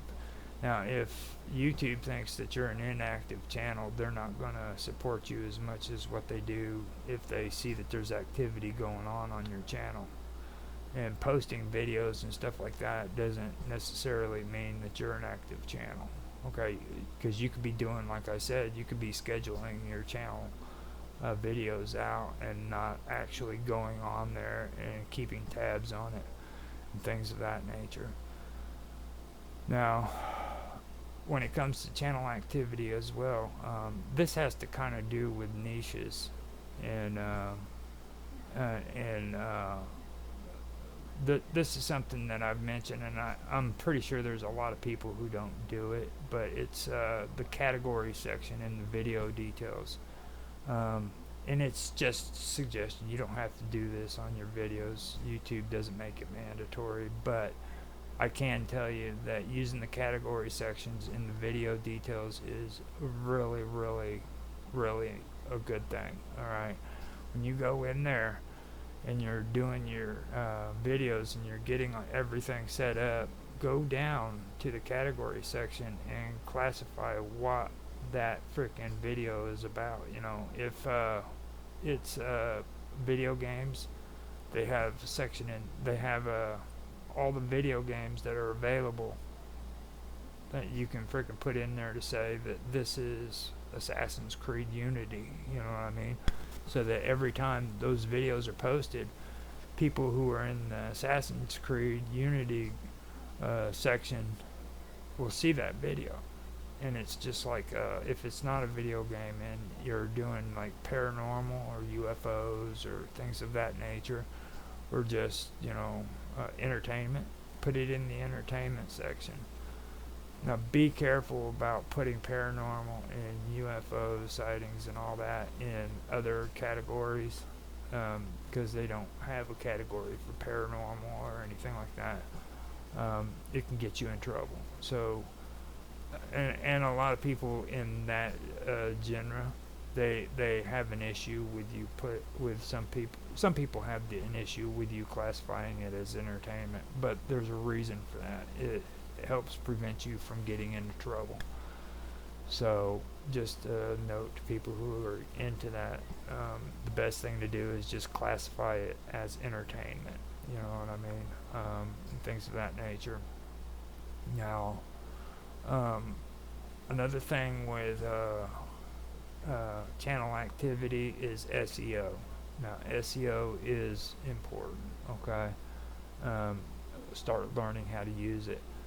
I've had conversations with Mark Edworthy, and I'm amazed by how this man thinks when it comes to SEO, because, like, and there's a lot of people, I guess, who think this way too, but like they think that you just put SEO in and you just leave it and that's the way it is, and that's not the way it is. Not when it comes to content creation and creating videos and things of that nature, because like on YouTube and on Rumble, even all of them that use SEO, the content that you're putting on those channels are constantly changing from one subject to another, okay? So you can't have SEO that says freaking that you're playing freaking Assassin's Creed when you've stopped playing Assassin's Creed a year ago and now you're playing Modern Warfare. You know what I'm saying? So you have to go in there and you have to update your SEO. Now this also applies to other topics, like if you're talking about ghosts and you're talking about UFOs, your SEO needs to say that you're into paranormal, you're into UFOs, you're into aliens, things of that nature. Now once you start shifting to other focuses like spirituality or being a spiritual healer or things of that nature, you need to switch your SEO from UFOs and aliens to spiritual content, you know what I mean? Like spirituality and healing and spiritual healing and things of that nature.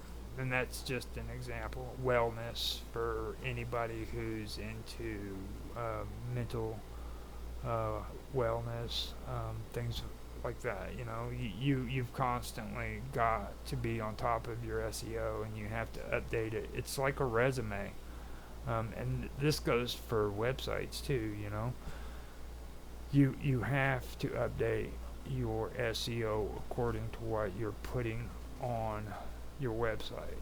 You just can't put it down once and just leave it alone. It has to be updated.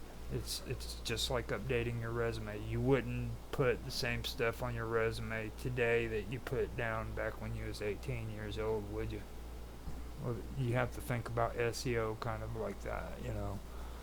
So that is something that I really emphasize on that. And you know, your channel activity is so much important. And don't get me wrong, algorithms are very important, and that's what SEO is about. But there's more to it. You know, take care of the category sections on your videos. It might be time consuming and monotonous, but for each video that you're uploading, go into that freaking category section and put the name of the game in. Now, one thing that I learned that made that a lot easier is copy and paste. Alright, you take the game, or for gamers, you take the game, you copy it in the name. And then what you do is you go down to the playlist, if you got a playlist, and you paste it in there, and then you freaking choose the playlist that you have there. And then after that, you scroll down to the category and you paste it there, and then the freaking name of the game pops up. And that's all you do. You move on. Copy and paste will save you a lot of time, and it'll save you a lot of heartache. So that is basically the best I can do when it comes to that. Now, I've gotten into a huge freaking spill on the stuff that I've learned from video editing, live streaming, starting out on YouTube and Facebook, you know, and all of this has to do with my networking on the internet. And all of this started because I started out on freaking Facebook making blogs. Not even making blogs, okay? I started a group, I started a page, and I started watching or sharing other people's stuff off of their groups and pages and watching their views, you know what I mean, and how many people watched their videos and what the topic was about, and I focused on that. And come to find out, that's what I needed to do in the first place, because that's what they're talking about now when they're talking about genres and niches and things of that nature, and finding focus groups and focusing in on what they're interested in and things of that nature. That's what I was doing back then and didn't even know it. And as time went by, I started catching on to it, you know. Now, I do have to say that I did get frustrated, and I mentioned it earlier, and I'll come back to that now. I got pretty frustrated with YouTube because of the monetization thing that they did. It got insane. Like, even today, I still think that when they first came out with it and they set their monetization at 10,000 watch hours, that was just ludicrous. It was insane. There was it made my blood boil. And today I've just gotten so used to the idea that they did that it doesn't even annoy me no more. But it could easily make my blood boil. I could go into a tantrum right now over what they did back then and how it affected me. It made me mad. Now, because of that, me and my buddy John, mostly me and John, but there were others that did it who aren't around anymore, to be honest. But we both went this route where we went out looking at alt platforms, and I'm pretty sure that I first started out with Odyssey, but at the same time, I know that I ended up getting involved with a website called Fruit Lab, and Fruit Lab uh, ended up being a disaster. And well, actually, I believe that I got involved with Minds.com before I got involved with Fruit Lab. I'm pretty sure I did. Um, and Fruit Lab ended up being a disaster. And the reason why it ended up being a disaster was for the same reason that Minds.com lost their freaking their luster. Like when I first started Minds.com, they say it was like in 2017. I'm not for sure on that because, like I said, I don't remember much when it comes to time periods. It could have been 2017. But when I first started out on there, it was hopping. There was people on Minds.com like you wouldn't believe. People were sharing stuff. There was conversations going on in the comment sections. There,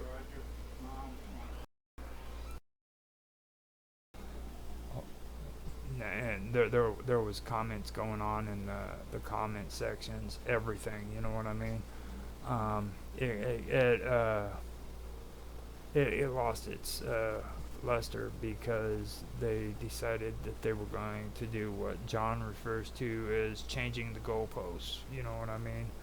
Um, they had a system that I thought was pretty cool back in the day when I first started on there.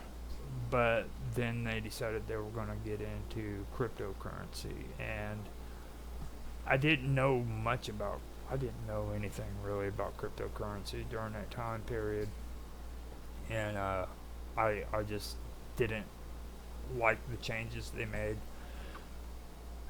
Then they went after they went to cryptocurrency. They started up Minds Plus, and they started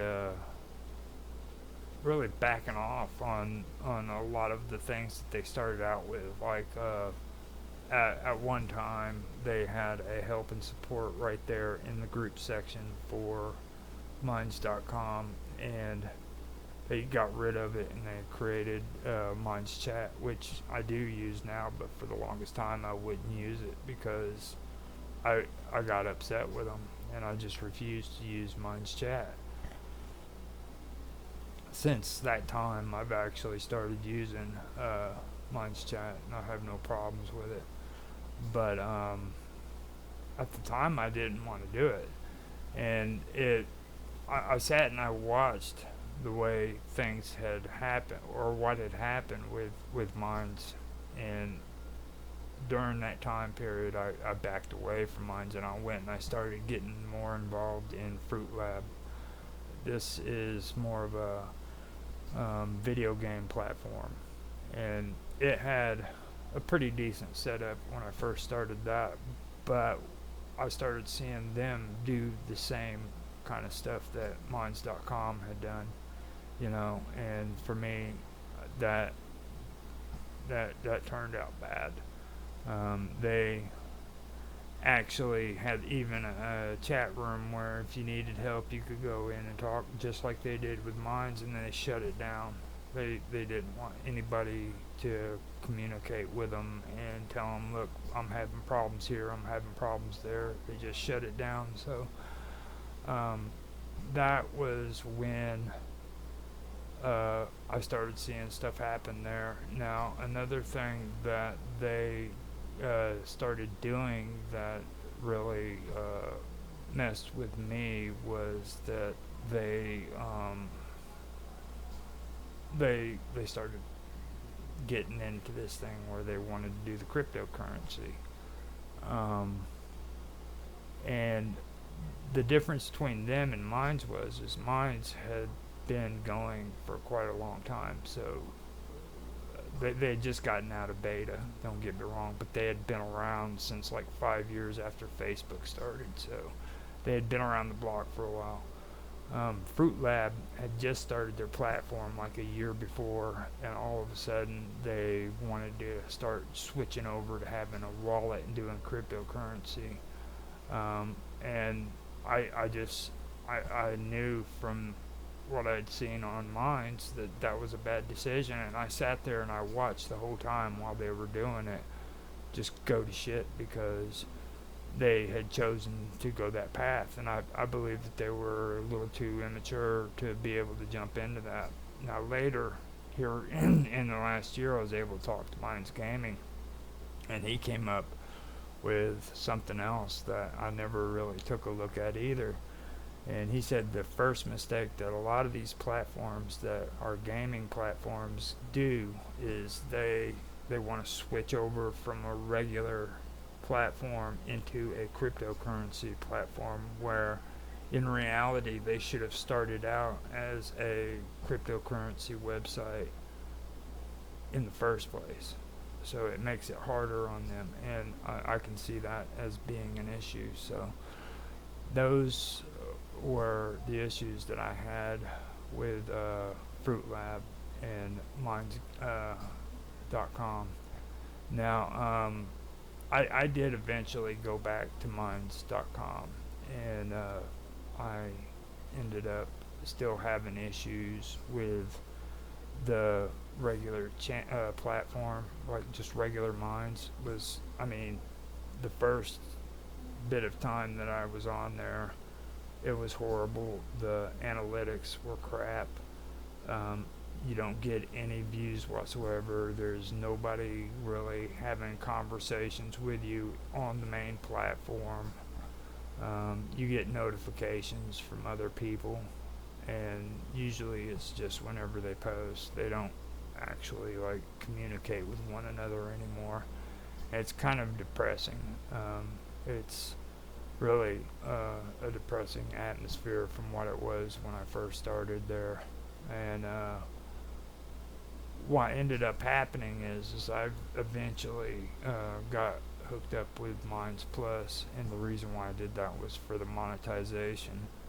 I wanted to make money off of it, and I had to pay $65 at the time. Now it's $85, but at the time I only had to pay $65 for a year, and I did it for 2 years. This is coming to the end of the second year that I've done it.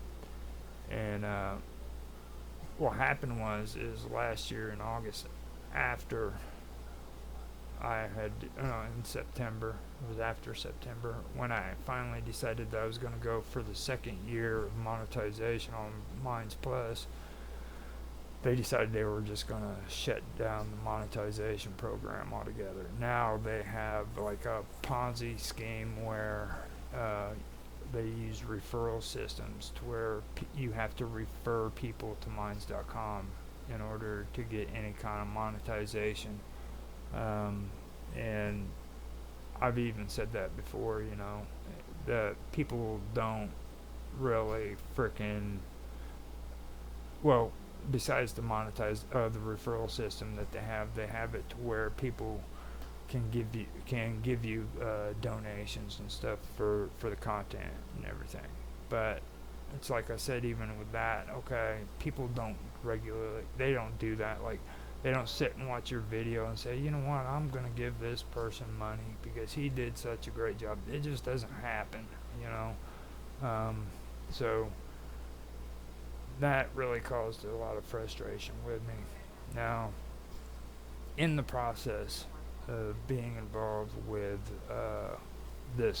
with Minds.com and doing the live streaming and monetization happening the way that it did happen, I ended up meeting a lot of cool people.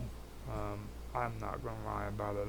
I did. I was able to meet interesting people, hang out with them, learn stuff from them, and I'm just not going to say that it was a bad experience doing it, because it wasn't. It was something that I've been wanting to do for quite a long time.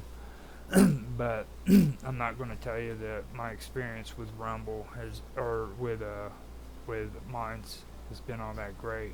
since I came back from Fruit Lab and started doing mines again.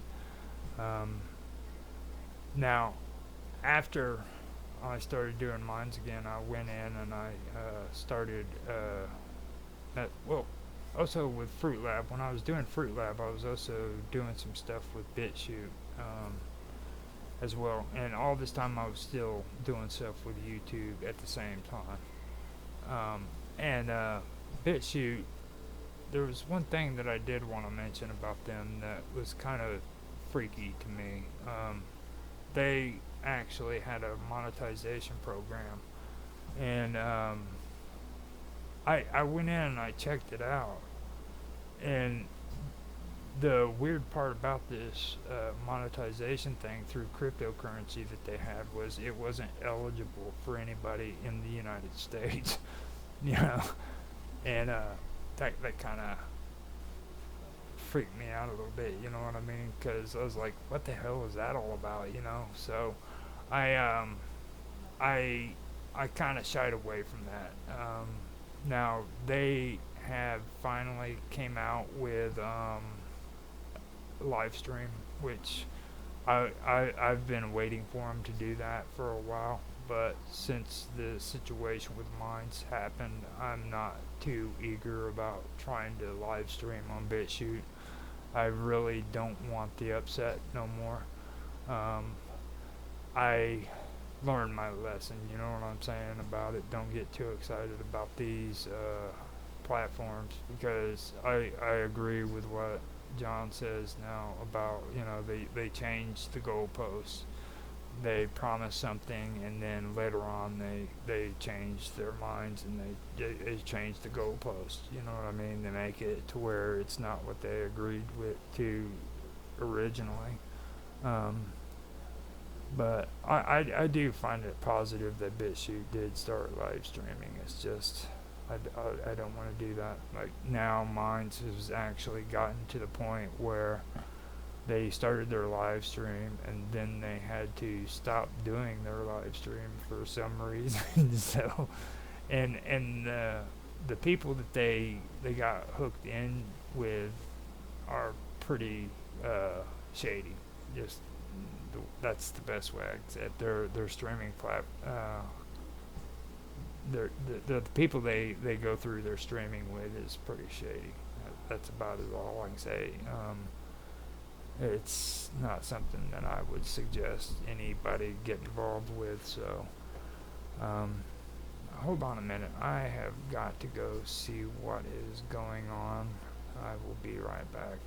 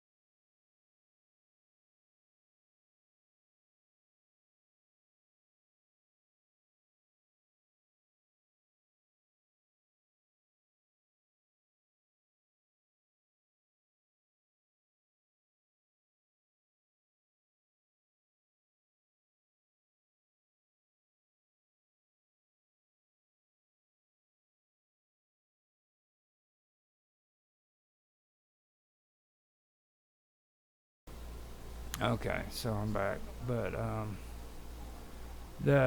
that's the thing with mines that I had an issue with when it comes to live stream, and now they've discontinued their live stream and they've given no explanation for why they've done it or not. I'm pretty sure that what I heard last time had to do with the metadata or some shit like that.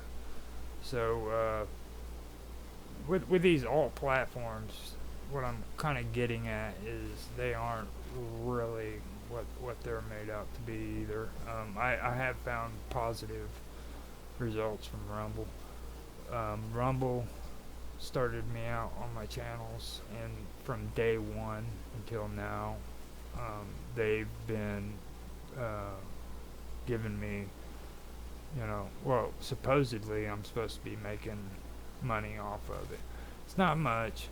Within the last year, I made $2, but at least that's $2 that my videos did earn, and I don't know. It could end up being like it was with YouTube, where I get up to like maybe $3 or $4, and all of a sudden I have to have like 10,000 views, hours of view time or some shit, I don't know. So I'm still doing my stuff on Rumble. I have no problems with that. Here recently with Odyssey, I've seen some pretty cool things. I've done a video previously talking about Arweave, and that might actually pay off to be something good. I do hope that good things come out of that. The stuff that's happened with Library is pretty sad. They ended up having to go through a lot of changes, and hopefully out of all of it, good things will come out of it. But right now, all I can say is hopefully don't mess it up, and they come out with a good monetization program. I don't know 100% what that program's going to be. I haven't seen any changes take place on Odyssey at the moment. The ads free. There's no more ads on Odyssey, which I think that's cool. Like, they've literally walked away from advertising altogether. So if anybody's sick and tired of going onto YouTube or Rumble and seeing all these ads, just be aware the BitChute got rid of ads. They're not there anymore, so you can go on there and watch their stuff and not have to worry about advertisement. Now, earlier I had discussed with you guys about VoIPs, and the one thing that I have had to go through with these VoIPs is people, man. Like, I've had to go on Discord, I've had to go on Jitsi, I've had to go on Skype, I've even gone on Microsoft Teams and sessions, and I've done all of this stuff because of people, there's some people who don't want to go on Discord. They will give you every excuse from, them stealing your data to the CIA freaking snooping on you and taking your information and shit, you know what I mean? They do the same thing with Skype. Then there's people who just want to go on Jitsi, and they don't want to have anything to do with Discord or Skype. And then there's people on Discord that they don't want to switch over to any other type of thing as well. Rapid Glitch, the guy I do my retro shit with, he's 100% gung-ho Discord, nothing else, so it causes frustration for somebody like me, because like I'm willing to try anything to get content, you know what I mean? If I have to go on Discord, I'll go on Discord. If I have to go on Jitsi, I'll go on Jitsi. I'll go to any type of VoIP that I have to go to get an interview or a show or any kind of content from another person. But with Discord, the one thing that I do have to say is they do have good quality on their video. But the downfall to Skype is the fact that freaking when you go on to Skype, if you are wanting somebody else to come on as a guest, which they do allow now for your channels and stuff, they have to have an account on Skype with, or not Skype, I'm sorry, Discord. With Discord, they have to have an account with Discord. Now, with Skype, the cool part of it is they don't have to have an account. They can be a guest, and you can give them a link, and they can come on and put their name in, which is kind of what Jitsi does. You know, Jitsi, you can go on there and you can actually make a name for yourself, and you can go into the discussion, or you can just leave it blank and be guest, and it'll say that you're a fellow Jitster. You know, you can do either or. That's the one thing that I noticed about Discord that is not really cool. You know what I mean? Like, they insist that they know who you are. I do like the quality of it, but here lately, even when it comes to, you know, video sharing and people networking together in videos, I've noticed that Twitch has come out with a pretty good system. Now, I haven't been able to use it yet, but the reason for that mostly is because of this issue that I've had, that I've been discussing. They've come up with something called Stream Together, and from what I've seen, it looks pretty cool. It does look pretty cool, but the only problem is getting people from other VoIPs and other networks to use it with me. Most people who are on YouTube don't really use Twitch very much, and I don't really network very much with people on Twitch. It's very hard networking with people on Twitch because they delete your content after like 7 days, and then like they claim that more people watch your content when it's highlighted, but from the analytics and what I've seen on Twitch, nobody ever watches your highlights. I've gotten views off of the actual content, but I've never gotten views on any of the highlights that I've made on Twitch whatsoever. I don't know if people have actually watched it or not. You know what I mean? They could have watched it, and maybe they don't record the views that you get on them. But I, to this date, have never found any of my highlights that's ever gotten any views. So that is one issue that I've had with using this Stream Together that they've got on Twitch. I think that it could possibly be a better quality setup altogether than what Discord has, but I've yet been able to test it out because I haven't been able to find anybody who's willing to do it with me. You know what I mean? So it gets really crazy when it comes to all that. Now, I don't really have much to say about like these VoIPs other than I do, you know, the quality that's involved is really what bugs me. Microsoft Teams and Jitsi, for example. Now Jitsi, you get on there, and every time, or not every time, but most of the time, people start getting bounced off, you know what I mean, and things of that nature, and it just gets really annoying. So I find it hard to really enjoy using Jitsi sometimes, not all the time. the Skype has also had its issues when it comes to audio.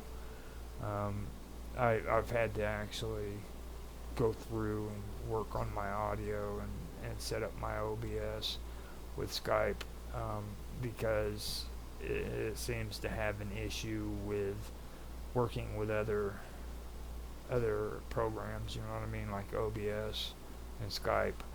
I have to adjust the audio on my Skype in order to be able to listen and have people hear me properly on Skype and my headphones. You know what I mean?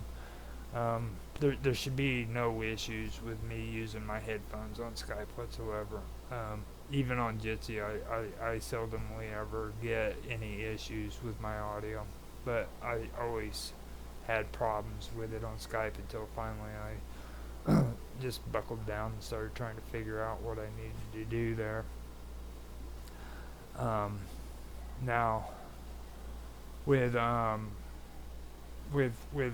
Microsoft Teams, I believe that was the one that Mark Edworthy wanted to set up for the shows that I had, and he's been having tons of problems with it.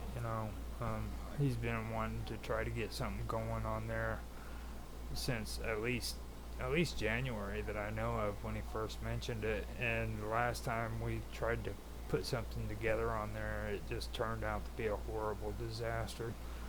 So I'm kind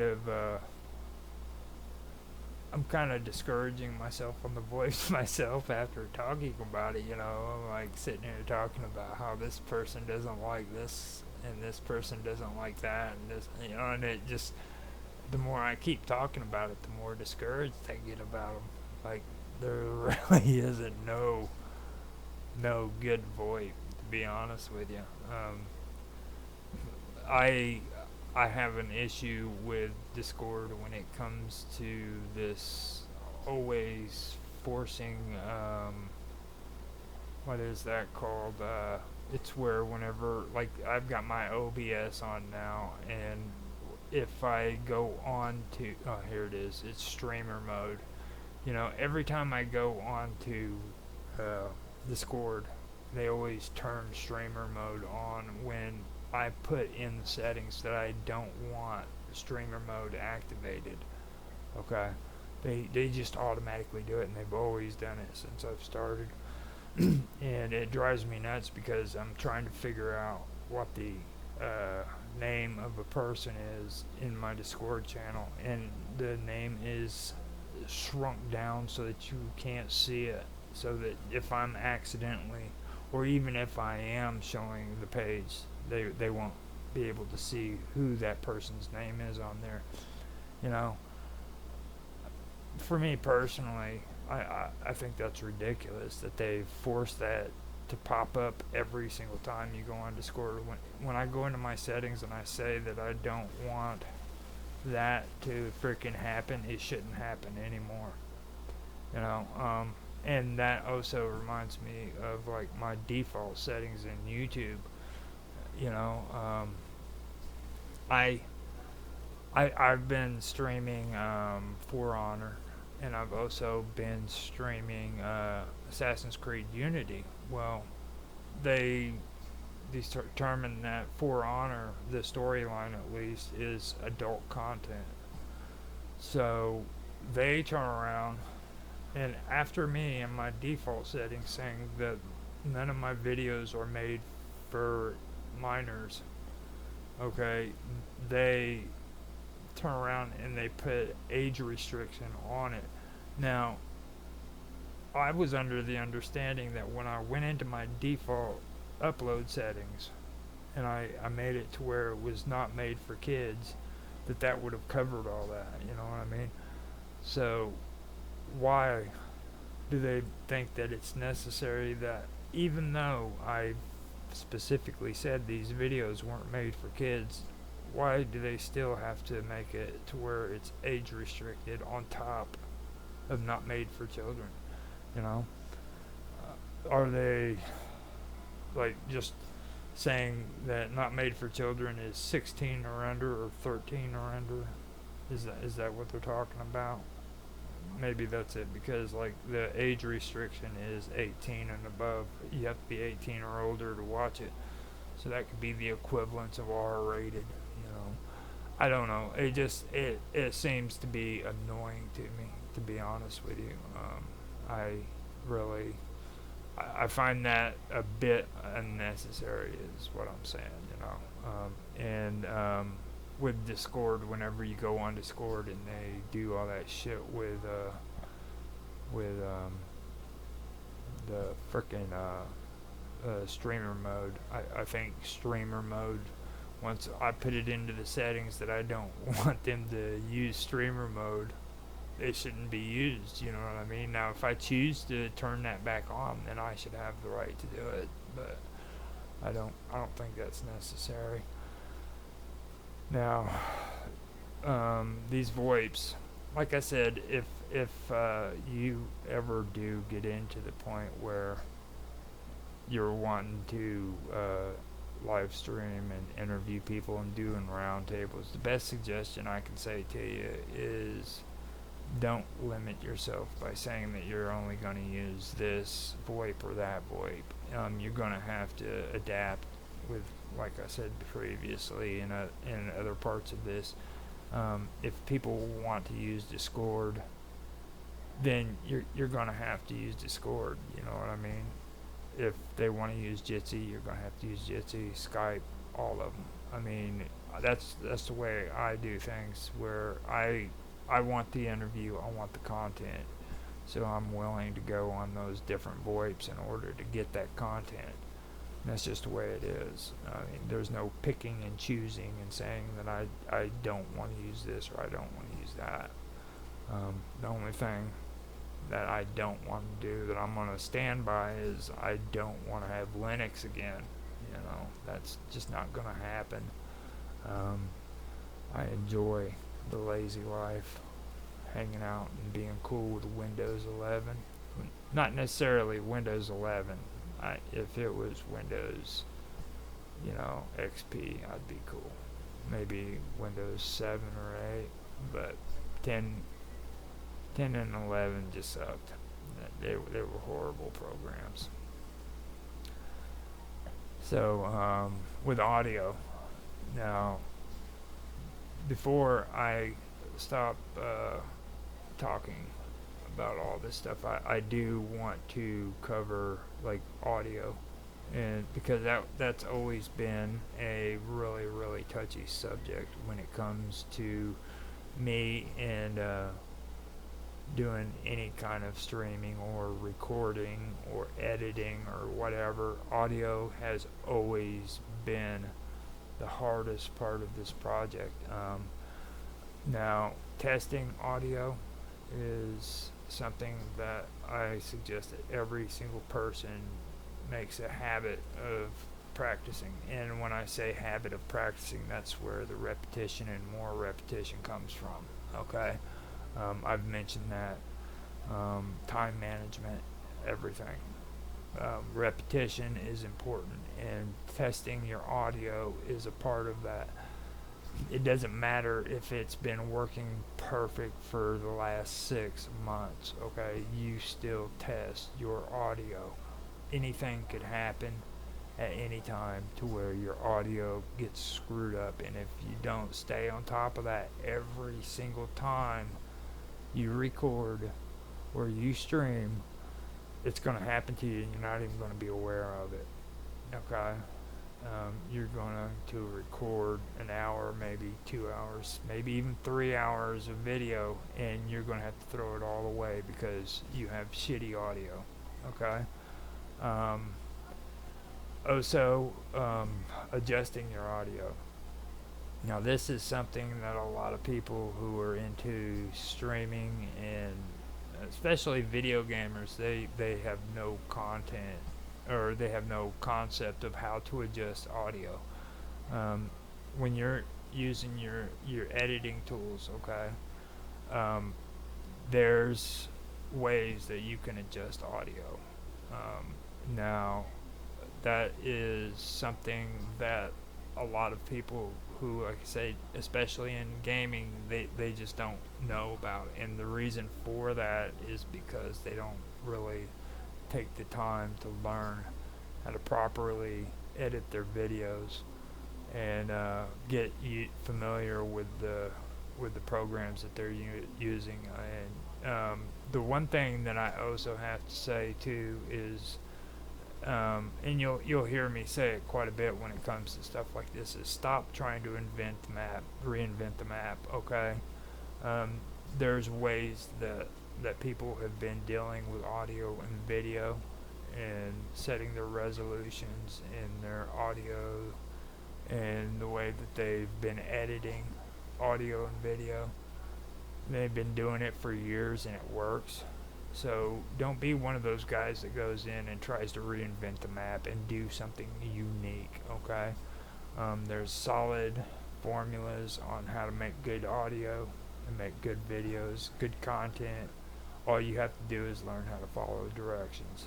That's it. Okay. Now that's very important because I've had dealings with Rapid about this here recently. We did a video where we went through and we played a game with multiple people, and he decided that he wanted to alter the audio. He wanted to take out the background video.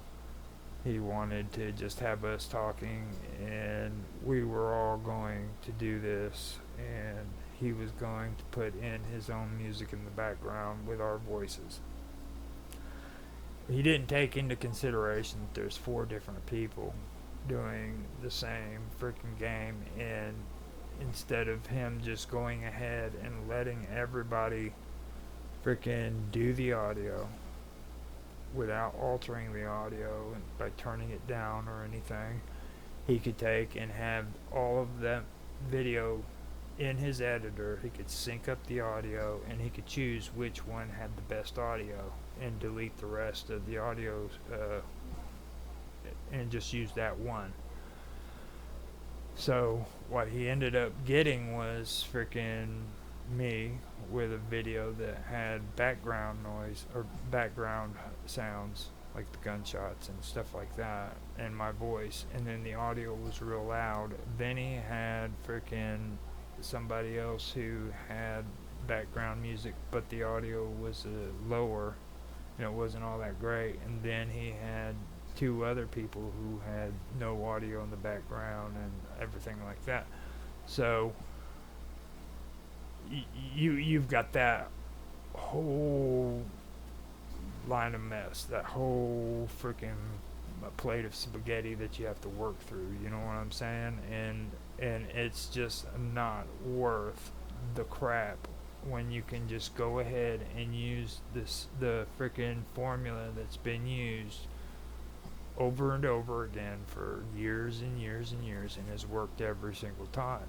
You know what I mean? Just let people make their freaking recordings.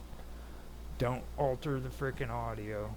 Sync all of the audio together. Choose which one has the best audio out of the 4 and delete the other 3.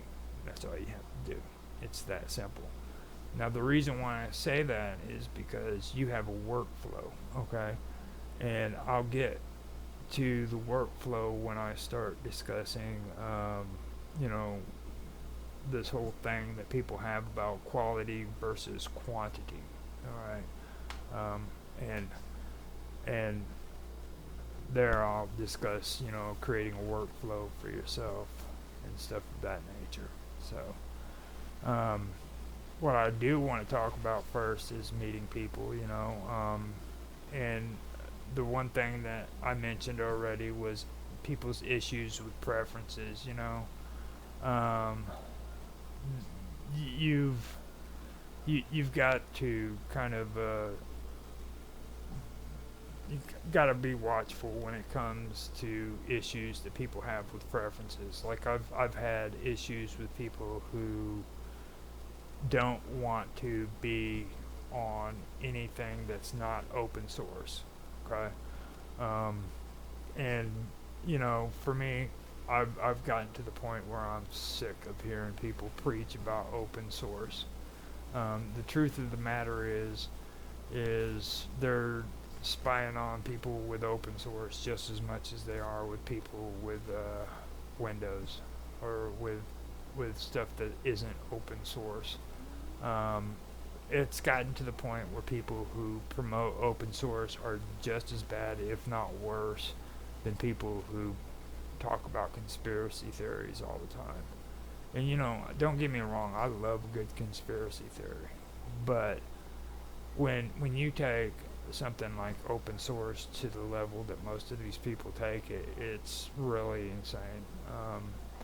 So you have to understand that when you meet people, you're going to meet people who have issues with preferences like that. There's people who are only going to want to deal with open source stuff, and that's where I really have the issue when it comes to using Jitsi and Microsoft Teams and sessions and all that, is because these people believe in like open source and they would rather use Jitsi than use anything like Discord or Skype or anything of that nature. So you've got to deal with these people. Not only are you dealing with people who want to reinvent the map or reinvent the wheel, whichever way you want to say it, that you have people who have issues with their own personal preferences. You got people who freaking don't want to use anything but Discord. Then there's people who don't want to use anything but freaking Skype. There's people who freaking only want to be on Facebook and they don't want to go over to Discord because it's something new. So you've got to you've got to deal with issues like that. Now, with meeting people in streaming and stuff like that, besides issues with their preferences and stuff, you have to be careful with their suggestions for interviews. And when I say that, like, you have to be careful with them referring you to somebody else to do an interview, because we had that issue, me and Bob Dub did, with somebody here recently who we had interviewed, and he behaved pretty well, don't get me wrong. He didn't act out of the way in any way with us. But he suggested that we contact these other people and have them on for an interview. And when we contacted these people, they just gave the horriblest freaking kind of comments whatsoever that you could imagine about this guy. Okay, so this guy ends up suggesting that we bring these people on for an interview, and these people don't even like him, and for the channel that I've been doing this stuff for, that threw a dilemma for me. I had to really think that through, on how that's going to reflect on our channel. And what I finally decided was that I really didn't know this guy very much. I mean, I had contacted him, we had set up the interview, and I didn't know him very well. It's just like these people that he suggested that we contacted. I didn't know them at all. All they're doing is mudslinging. And me or the channel that I'm involved with had to have anything to do with him whatsoever. And we just said, we met him, we did an interview with him. Because we sent him a message back and we said, we're not affiliated with him in any way, but, we don't, and we don't know what's going on here or anything like that. We just offered an invitation to you to come on for an interview. Sorry for the inconvenience, and that was it. Now, if that affects our channel, I don't know. I don't really care. I didn't know him a week before then, just like I don't know him today. You know what I mean? It was just me offering an invitation to him to come onto our show for an interview. And what this is all coming about with is like with these interviews, when people make suggestions to you, um, be careful. You know, be very watchful about the people that you do invite to come on to your shows for an interviews. Um, and we've had great people on our show for an interview for the Wonderful World of Weirdness. It's an amazing channel. So um, I just that was one instance that I had, um, and it was interesting. Is all I can say about it. Now, the one thing else, one other thing too that I do want to get more involved in later on is this thing about mental illness. Now, when it comes to streaming on the internet, you know, I have ran across a lot of people who deal with mental disorders. Um, I've actually heard from Bob Dub where somebody had suggested to her that she never talk about mental health or mental disorders or anything like that when it comes to her brand.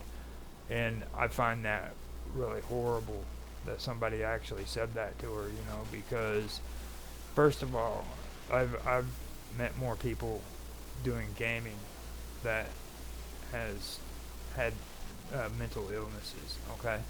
And the thing that's really amazing about that is that people who are into gaming are more likely capable of discussing their mental illnesses. They don't hide it in shame like it's something that's bad. You know what I mean? They're very open about it, and I commend them on that because more people need to say that, you know. Um, I've even heard gamers say that they use gaming as a way to escape from a lot of reality, and it was a way for them to cope with their mental disorders and stuff of that nature, which really isn't a positive thing, but at least they were honest enough to admit it.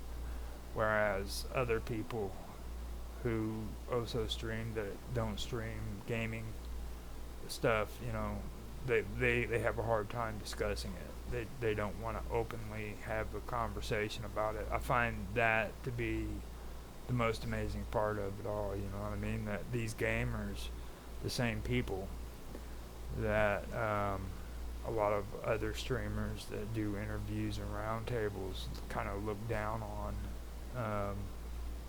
are more capable of talking about their mental issues than what these other people are. You know, I find it pretty amazing. So with that, I also want to move on to something else that after I've discussed that, I want to move on to this thing that we had a conversation about here recently, and it concerns quality versus quality when it comes to videos and streaming and everything. Now, when I heard this, I first heard it on Minds. Bill Altman had talked about he didn't like the quality of content that was being put on Minds.com, and that really ruffled my feathers. You know, I had a conversation with Mark Edworthy about this before too, and we both came to the same conclusion. You know, whose place is it to determine if content is quality or if it's not quality? You know, if it's standard or substandard. You know, what's quality content to one person isn't quality to another person. So for me, that kind of ruffles my feathers. You know, with that comment. And then I also have a problem with people saying, you know, that there's supposed to be like a difference between quality and quantity. Like people who make a lot of videos don't spend time on making quality videos. It's just manufacturing these videos, which I find to be absurd because um, I've seen a lot of people make videos that are just shit, completely made out of AI that has no quality whatsoever. You know what I mean? And I sit there and I watch that and I hear these same people talking about, all of these extra videos that are being made are just bad quality. Now, don't get me wrong, there are people who stream on the internet just for views, okay? And they're all over the place. The majority of people who do gaming videos, that's all they care about. They stream just for views. They don't care about quality content, okay? Um, then you have other people who are streaming in video editing, and they do it with a passion. Now, these people are kind of the class that I get into. Now, I do a lot of videos. Don't get me wrong. I do a lot of videos. There's a lot of quantity in my videos, but I have a passion for it. Not only do I stream, but I also edit videos. I enjoy making the audio for it. My whole goal is to eventually make content that is 100% mine, created by me, nobody else, and that's music included, okay?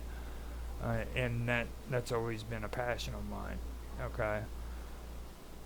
Now, the thing of it is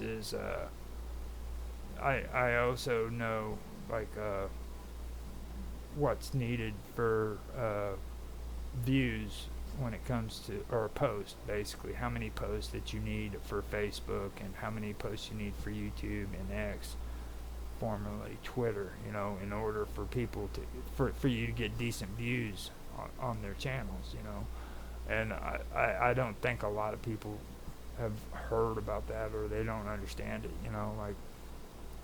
like for you to get decent views, and I disagree with this. I think it's actually more now, but they say that you need to have at least 3 videos a week posted on Facebook and YouTube in order for your channel to get decent views. Just period. That's what you need. And I think that it's actually more. I think you probably would need about five videos at least each week on your channel so that you can get decent views. Now, that isn't the bad part, believe it or not. Now, X and Instagram, for you to have decent views on their channel, you have to have at least 10 videos posted every day. Okay, every day. So you need, or not videos, but posts. You have to have 10 posts a day, every day, on X or Instagram. That's just so you can get decent views. So when it comes to this whole thing about quantity versus quality, you have to take that into consideration too. Now, this comes also with the topic I was talking about earlier about creating a workflow. Now, what a lot of people don't understand about creating a workflow is you're going to get quantity, because with creating a workflow, you are learning how to with your workflow, you're reducing steps that are involved in creating content. You're eliminating extra steps that don't need to be there in your workflow. So each part of creating a video or creating a stream that is unnecessary, you just take that out and you allow yourself to freaking skip that step so that you can create that content faster, okay? Because speed, believe it or not, is the most important thing when it comes to creating content. Now, like with CGI even, okay, when people create CGI, they have entire teams set up to where they create specific parts of that computer generated imagery, okay?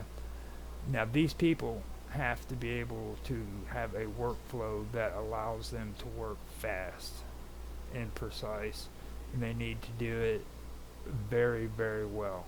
Okay, there's no room for error in it. So not only are they working fast, but they're also working efficient, and they're creating content that is quality. Okay, and they're creating a lot of quantity, a lot of it. So you have both quality and quantity taking place there. So you don't compare quality versus quantity. All right, just because there's a lot of quantity doesn't mean that there's not quality there, because workflow, eliminating extra steps that are unnecessary, things of that nature, and repetition and more repetition. You have to create a habit. In other words, you have to be able to develop um, repetition and good habits when you're doing this editing and stuff like that, to where it becomes second nature to you, where bam, automatically you know this is what you need to do. Okay, and that doesn't come overnight. You have to use repetition, work by with steps. There's steps in each part of the process of your workflow. You have to learn how to eliminate the unnecessary steps, and that is what's going to make it to where you work faster. Like for me, I've gotten to the point where I can actually edit my videos. I can live stream. I'm able to go through and create a schedule on when all my videos are going to be posted. I go through and I check my posts after I schedule them to make sure they're scheduled according to their time. I'm also able to check each post to make sure there's no problems with copyright or anything of that nature. Um, I'm not as good as my buddy Rockstar. Now Rockstar Pool, he's got it put together. He actually has got it set up to where he can schedule his videos out. And not only that, but when he goes to make the videos, he can tell you it's Monday, or it's Tuesday, or it's Friday, and he's made the video like maybe a month in advance, you know what I mean? But he's got it on his schedule to where he knows when he makes that video, he has to say, "Good morning, everybody. You know what time it is?"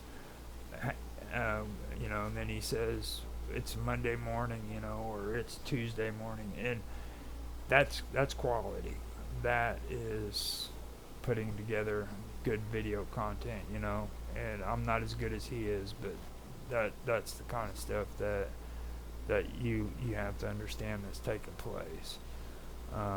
So this stuff, when it comes to the whole quality versus quantity thing, that's just complete nonsense. Don't sell it into that stuff. Don't buy into it, because it's not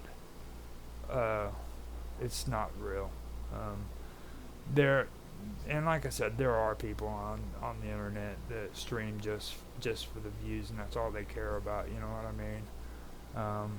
And I think that's actually a product of what platforms like YouTube and X and all these other platforms have created. You know what I mean? They've created this environment where people feel like they're stressed out and they have to freaking do this stuff, or they're gonna lose views and stuff.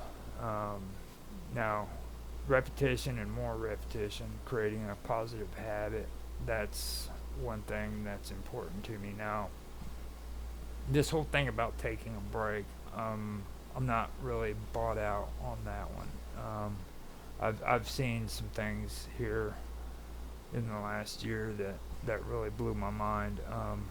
I was always unsure about that until finally here since January. John from the Wonderful World of Weirdness was getting ready to just give up on the Wonderful World of Weirdness. He was just going to get rid of the entire channel.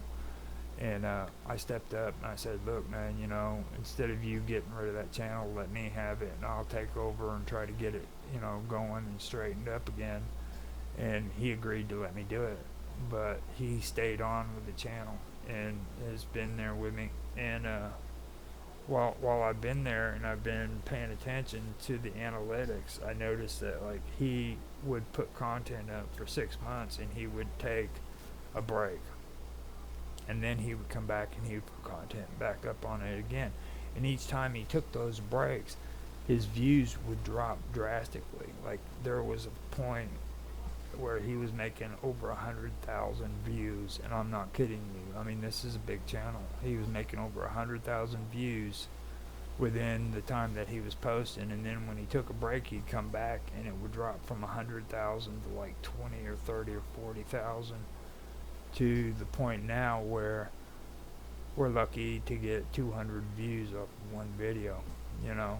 And this channel had over 140,000, I believe, subscribers, and now since we've been doing changeovers, we've lost quite a bit of subscribers. Not as much. We've lost 4,000 of them, but the reason for that was because I went in and I found out that we had content that was short videos of UFO sightings and ghost sightings and things of that nature, and YouTube ended up flagging the channel and making it to where they weren't available for monetization, because those videos, even though they were short and they could be used for Creative Commons or fair use, they weren't altered. So in order for those videos to frickin' be able to be monetized, we had to go through and we had to literally alter them in some way with a voice or some shit like that. Now, John had done this to crap loads of videos. I mean, huge amounts of videos, and there's just no way that we could have gone through and done that, because even though we altered it and made new videos, the old videos that had all those views would have still been there, so that means they would have had to be deleted. So basically, in the end, what I had to do is make a decision on keeping them on there and taking a chance of issues with copyright infringement or some other bullshit popping up, which, by the way, it had no copyright infringement involved with it when I was done with it. But I had a choice of keeping them on there and dealing with that, or just deleting them off.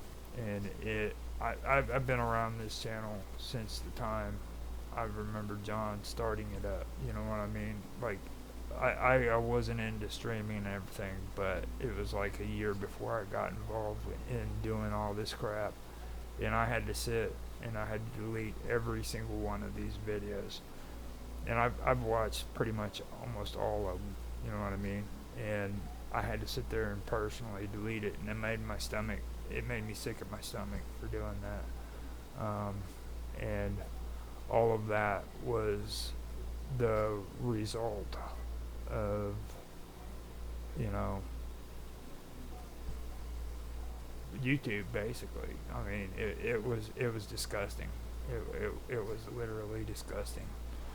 I know that didn't have really anything to do with what I was talking about with taking a break, but that was the reason why we only get like 200 videos or views per video now, is because we had gone from short videos that showed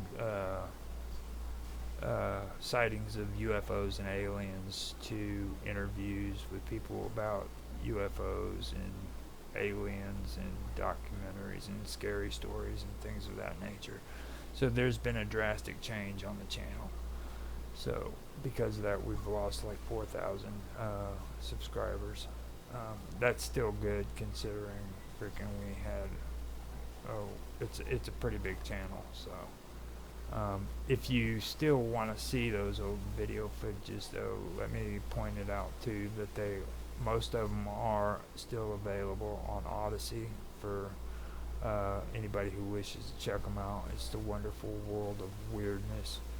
It's an excellent channel. That's all I gotta say. If you want to check out the old videos, they still are on Odyssey, so go check them out.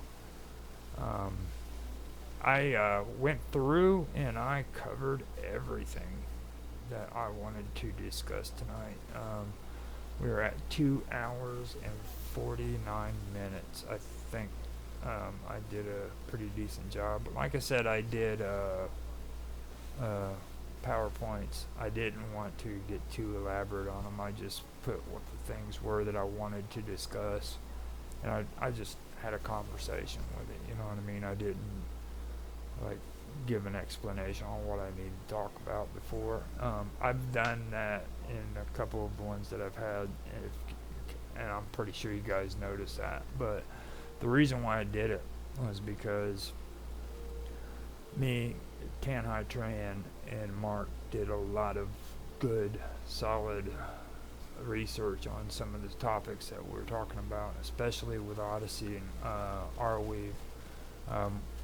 We did a lot of good stuff when it came to AI as well. Now, also besides that, the stuff that concerns politics, historical politics especially, me and Mark did a lot of stuff with that when it came to Roger's Real-Time Talk Show. So I was really happy with the notes that I had taken whenever we had done those things, and we got pretty serious on it, and we had a pretty good 12 episode season with both Tech Talk and with Roger's Real Time Talk Show. So I just wanted to do the best summary of what I could of them, and I appreciate Mark for complimenting me on that. I wanted to do my best on making a good show concerning those topics. And I also want to do a shout out again to Auto X as well as Bob Dub. And Within the Vacuum came in for one episode as well in the conversation when it came to Roger's Real Time Talk Show, talking about politics. So I thought that was pretty cool. I think we all did a real good job on that show. But tonight, I just wanted to focus on what's going on, or what's happened, where I came from when it comes to all of this craziness, you know. At the moment, I really don't know what it is that I'm going to be doing in the future. I do know that I'm just going to wing it like I've been doing on a lot of this stuff. I've had a lot of people suggest a lot of things to me, and then I turn around and watch them, and they're going through shitloads of problems. You know what I mean? When it comes to video and everything, and I've pretty much determined that even though they have a lot of good suggestions, like my way of doing things seems to work better for me. It seems to work a lot better than what their ways are, you know. So I don't have to complicate things, you know. I mean, it still comes down to what it was in the first place. Like right now, I'm staring at my OBS. I've got my freaking notepad open with talking points, PowerPoints, you know. I have tabs open up to the platforms that I'm streaming on. There's nothing elaborate to it. It's very simple, and that's the way I've been doing it since I first started. It's more of the workflow that I talked about towards the end, about the workflow, about creating positive habits.